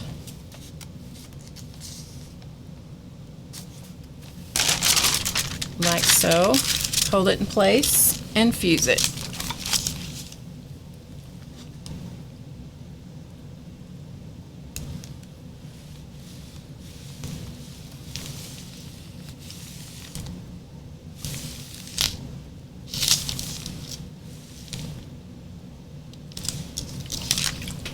Okay, there's number 2, the front side of number 2, and the heat does not affect that glitter, which is nice.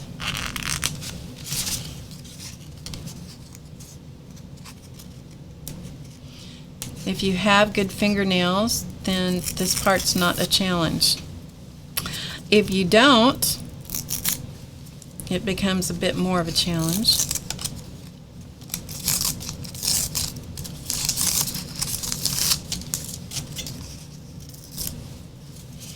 Okay, and one more time, line it up.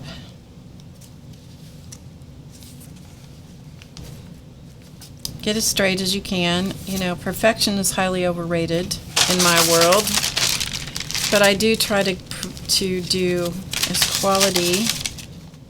best quality I can without driving myself crazy.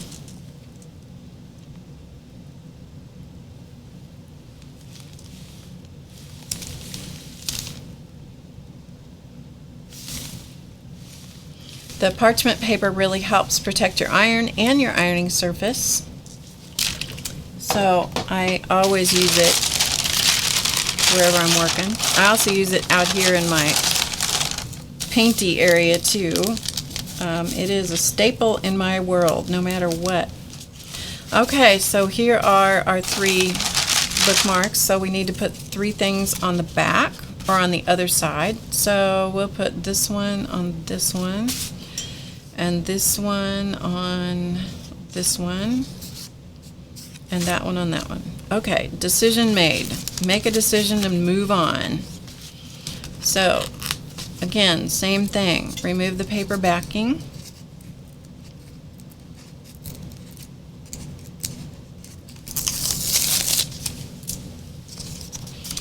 Put it in place. And I'm going to just set these 2 off to the side so I know that those go together. So you got to work on them one at a time. So as in do the fronts, then do the backs. You can't line up the front and the back with the black cardstock all at the same time. That will never work. Exactly. Nancy says decide once and repeat all the way. That's right. Repeat all the way around.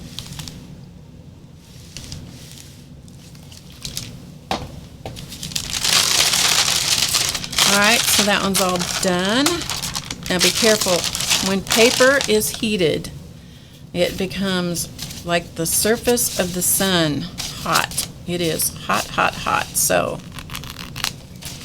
be very careful when you heat paper up, because it's going to burn. It can burn your hand, give you a pretty good burn.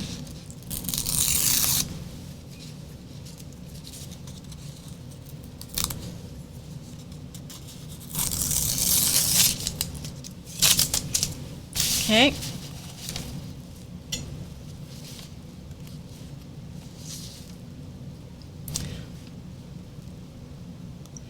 When you do the tracing paper, I tried different kinds of transparent or translucent papers, and tracing paper I found was the best, but you might have something else available to you, so you might try something different. Why not? Why not try different things? That's my opinion. I'm sticking to it. Always try things. And one more. So we have this one. And as I look at these, I may change my mind as to which is the front and which is the back. That happens. Not that it matters a whole lot. It's not glitter, it's the Tumble Dye. It's the Tumble Dyes, gold glitter and silver glitter. It's actually a fabric dye. So it's controlled within the liquid. It's my kind of glitter. It's my kind of glitter.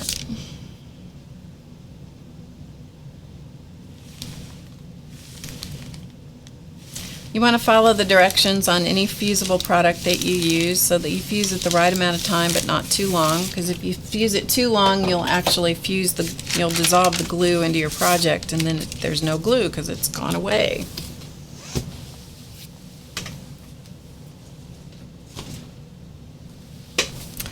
Alright, so here are our little bookmarks, and then we actually have this one left. We'll just do this one, even though it won't have a back side. It's okay, we'll just do it.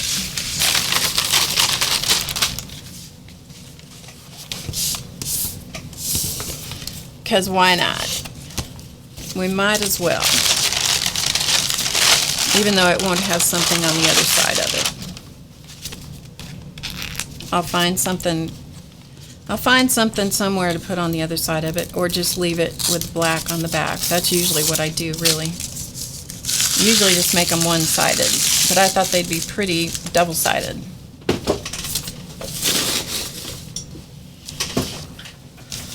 Okay, so we're just going to stick this one on here. By putting the double side on, it makes it a little thicker, which is kind of nice since we're working with a text weight paper. But you, of course, if you did this with, did your collage on cardstock, you know, it would be a sturdier bookmark.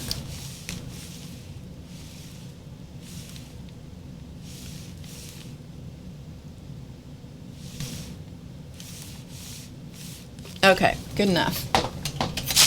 Good enough, moving on. Hold this stuff in place. Okay.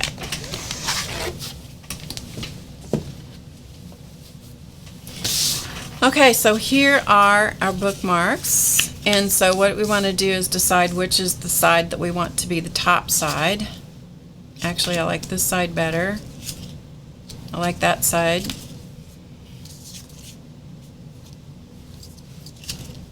Okay, those are going to be my top sides. This one only has one side, so that is its top side.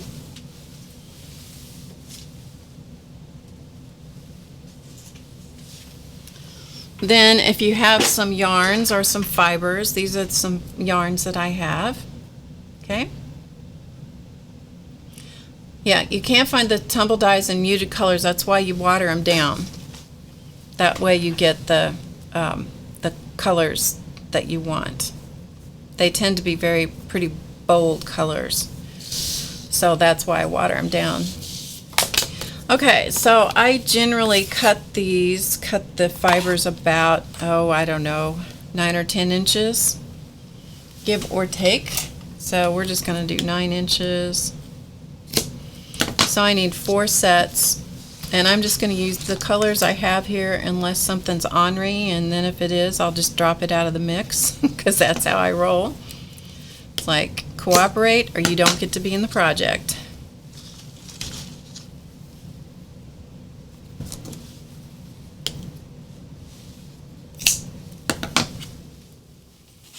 One more. Everybody cooperate with me. We just need one more set of little fibers here.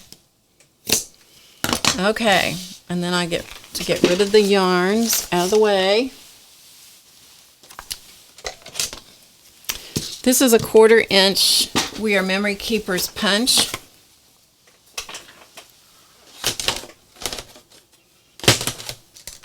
It's called a power punch, and it will punch through about anything.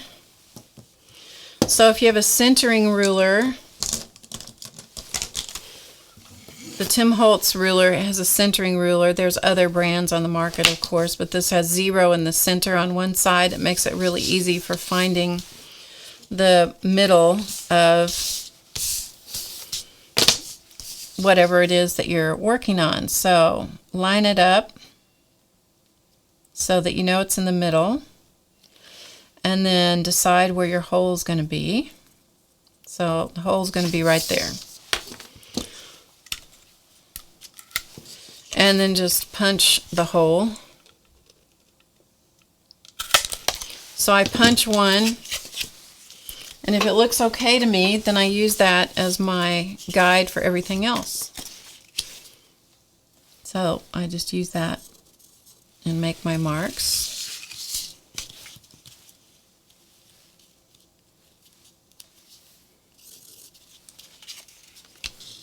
And make my marks.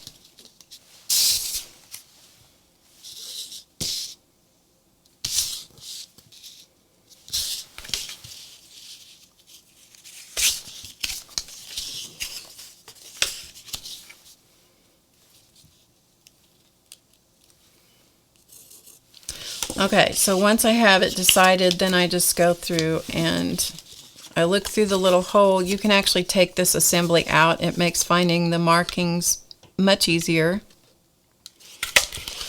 But for just 4 holes, I'm not going to take it out.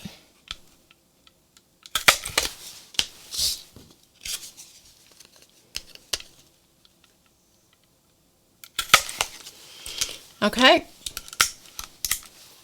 So we're done punching holes. All we have to do is put the fibers in. So from the back side, and I use a crochet hook to do this because it's easy. So fold your fibers in half so you find the middle. From the back side of the bookmark, come through the back, pick up the fibers,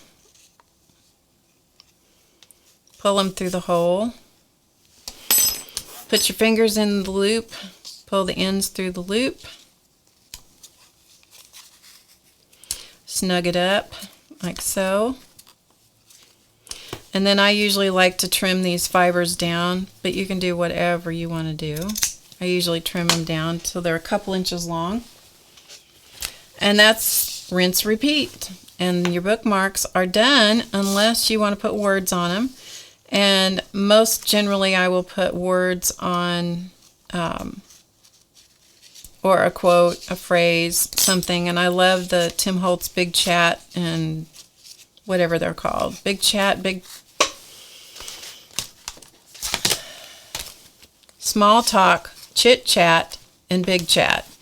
And their stickers, I think they're well worth the money for the amount of things that you get in them.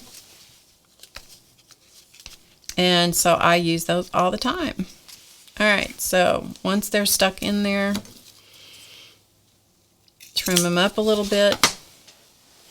If you're concerned, if you're working with slick fibers that want to come apart or come untied, then I come in here and I'll put a little bit of tacky glue right in there, and then just put them under some weight so that, or you can put the glue under here. It doesn't matter, just so you glue it a little bit. It doesn't take much glue to make them so that they can't come apart.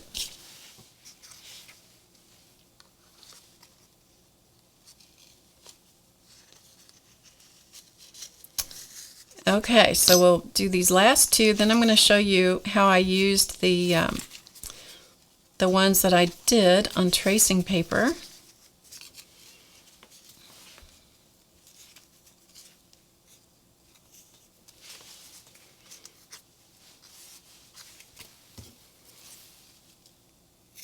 And I'm not going to take the time to put the words on these, but I put the words on the same side as where the top, I call this the front side. Then I'll turn them over and I'll find a place to sign them on the other side. And maybe write a message back here like stay creative, because that's what I usually put on all my emails and comments and things like that. And then they make great little gifts. They're easy to mail. They don't cost much to mail. You know, if you don't make them too long, you can stick them in a regular card or package for people. I mean, they're just a fun little thing to use, and you know, pretty much everybody still has a book of some kind hanging around that they could use a bookmark for. And I personally can never have too many bookmarks. Even as many bookmarks as I have, I still dog-ear the pages. Which is kind of sad. Okay, so there are bookmarks that we've made today using collage sheets that we made. Hi, Zandra. Using collage sheets that we made from the Spirograph. There's the other side. So they're pretty on both sides, except for this one, which ran out. It didn't have, it lost its partner. I don't know if I have any more. I'll have to look and see if I have any more. Here are the other ones, so you can see the difference in the colors. This had more of the pink that I sprayed on it. This had more of the turquoise, aqua, purple tones. And in a really not very long period of time, you end up with some nice little gifts. And they're pretty sturdy, yet they're pretty flat, so they don't take up a bunch of space inside a book. So there's that. Okay? Okay. Yeah, random papers as bookmarks. I know, it's just like I always have something stuck in somewhere, and I wish I just need to make myself about 100 bookmarks. Okay, so remember I said that you could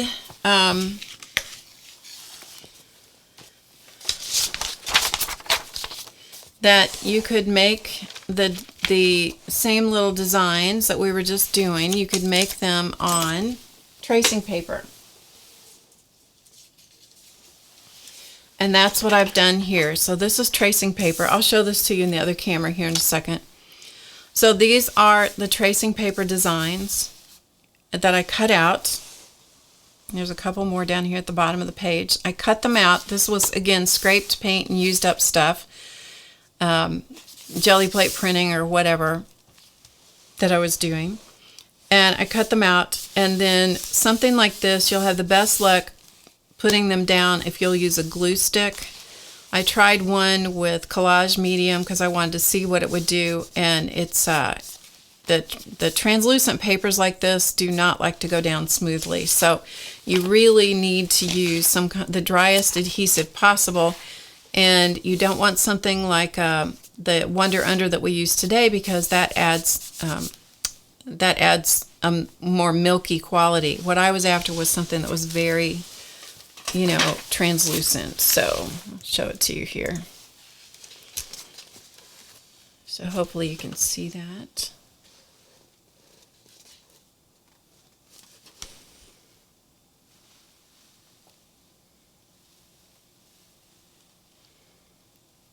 So they virtually disappear and let the background shine through. Now you can also tell, hopefully, that you can see here that the pens, sometimes the pens, right here where my thumb is, sometimes the pens don't make even marks. And that's okay with me. I don't mind that, because on this kind of a page like this, that kind of imperfect quality is kind of nice. So that's a way that you can use the designs on a translucent paper and then add them to your art journals or whatever you want to do.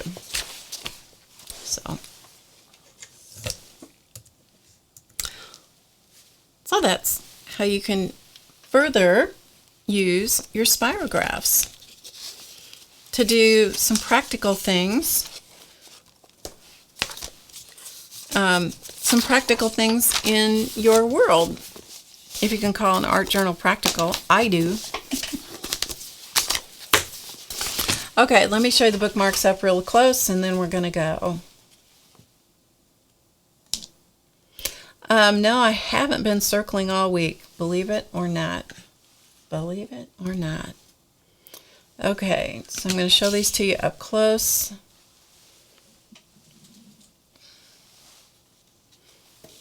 So you get a good look at them. So there's one side. This one says, "And so the adventure begins." So this is the back side. These are ones I did. Actually, I did these at 2 o'clock this morning. Here's this one. "Believe in yourself." There's the other side. "Adventure awaits you." There's another one.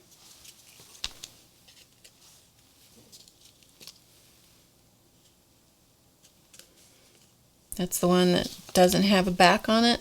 Here's the other ones that we did today.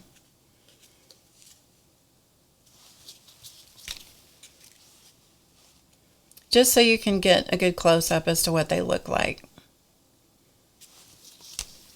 And I used all different kinds of pens on all of these.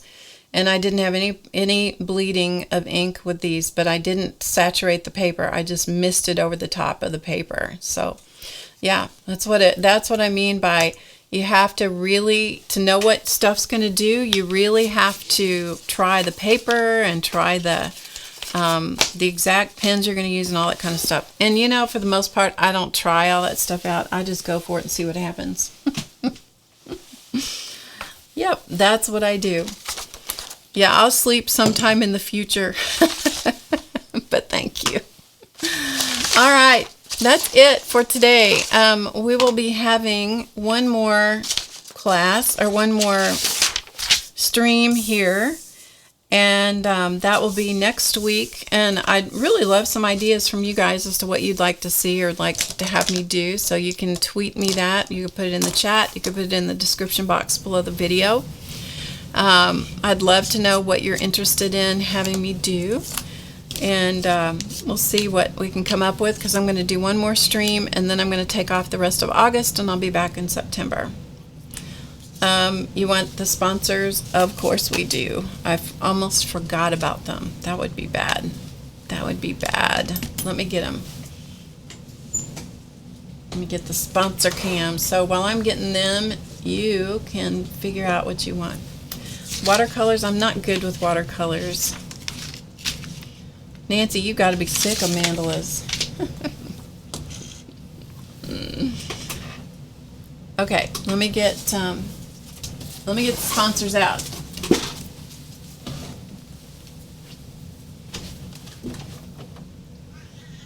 Hello, are you coming out? Okay. Chunkarunk. Sponsor number 1. Yep. Sponsor number 1 has made his appearance. There he is. This is old Chanceroo. Oh, Chance. Yes.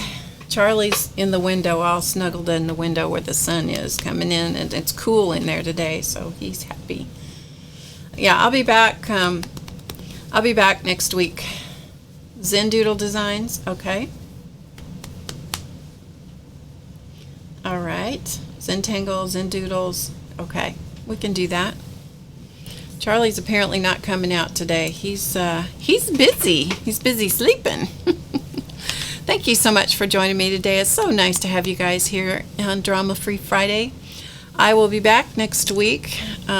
We're here every Friday at 2 p.m. Eastern, except for the last 2 weeks in August of this year, which I will be taking off. Not that I'm going anywhere. I gotta get some other stuff done, so I need a break. Lettering and doodling. Okay. Zendoodle. Flowers. Okay. All right, we'll see what we can come up with. All right, thank you so much for joining me. I appreciate it, and hope each of you have a really wonderful weekend. I will see Mandala Madness people tomorrow. I'll see the VIP people on Sunday, and I will see you guys back here. Hopefully all of you. I'll see you back here next Friday at 2 p.m. Eastern. All right, remember to get creative today, because you know it's easy, and I'll see you next time. Bye, everybody.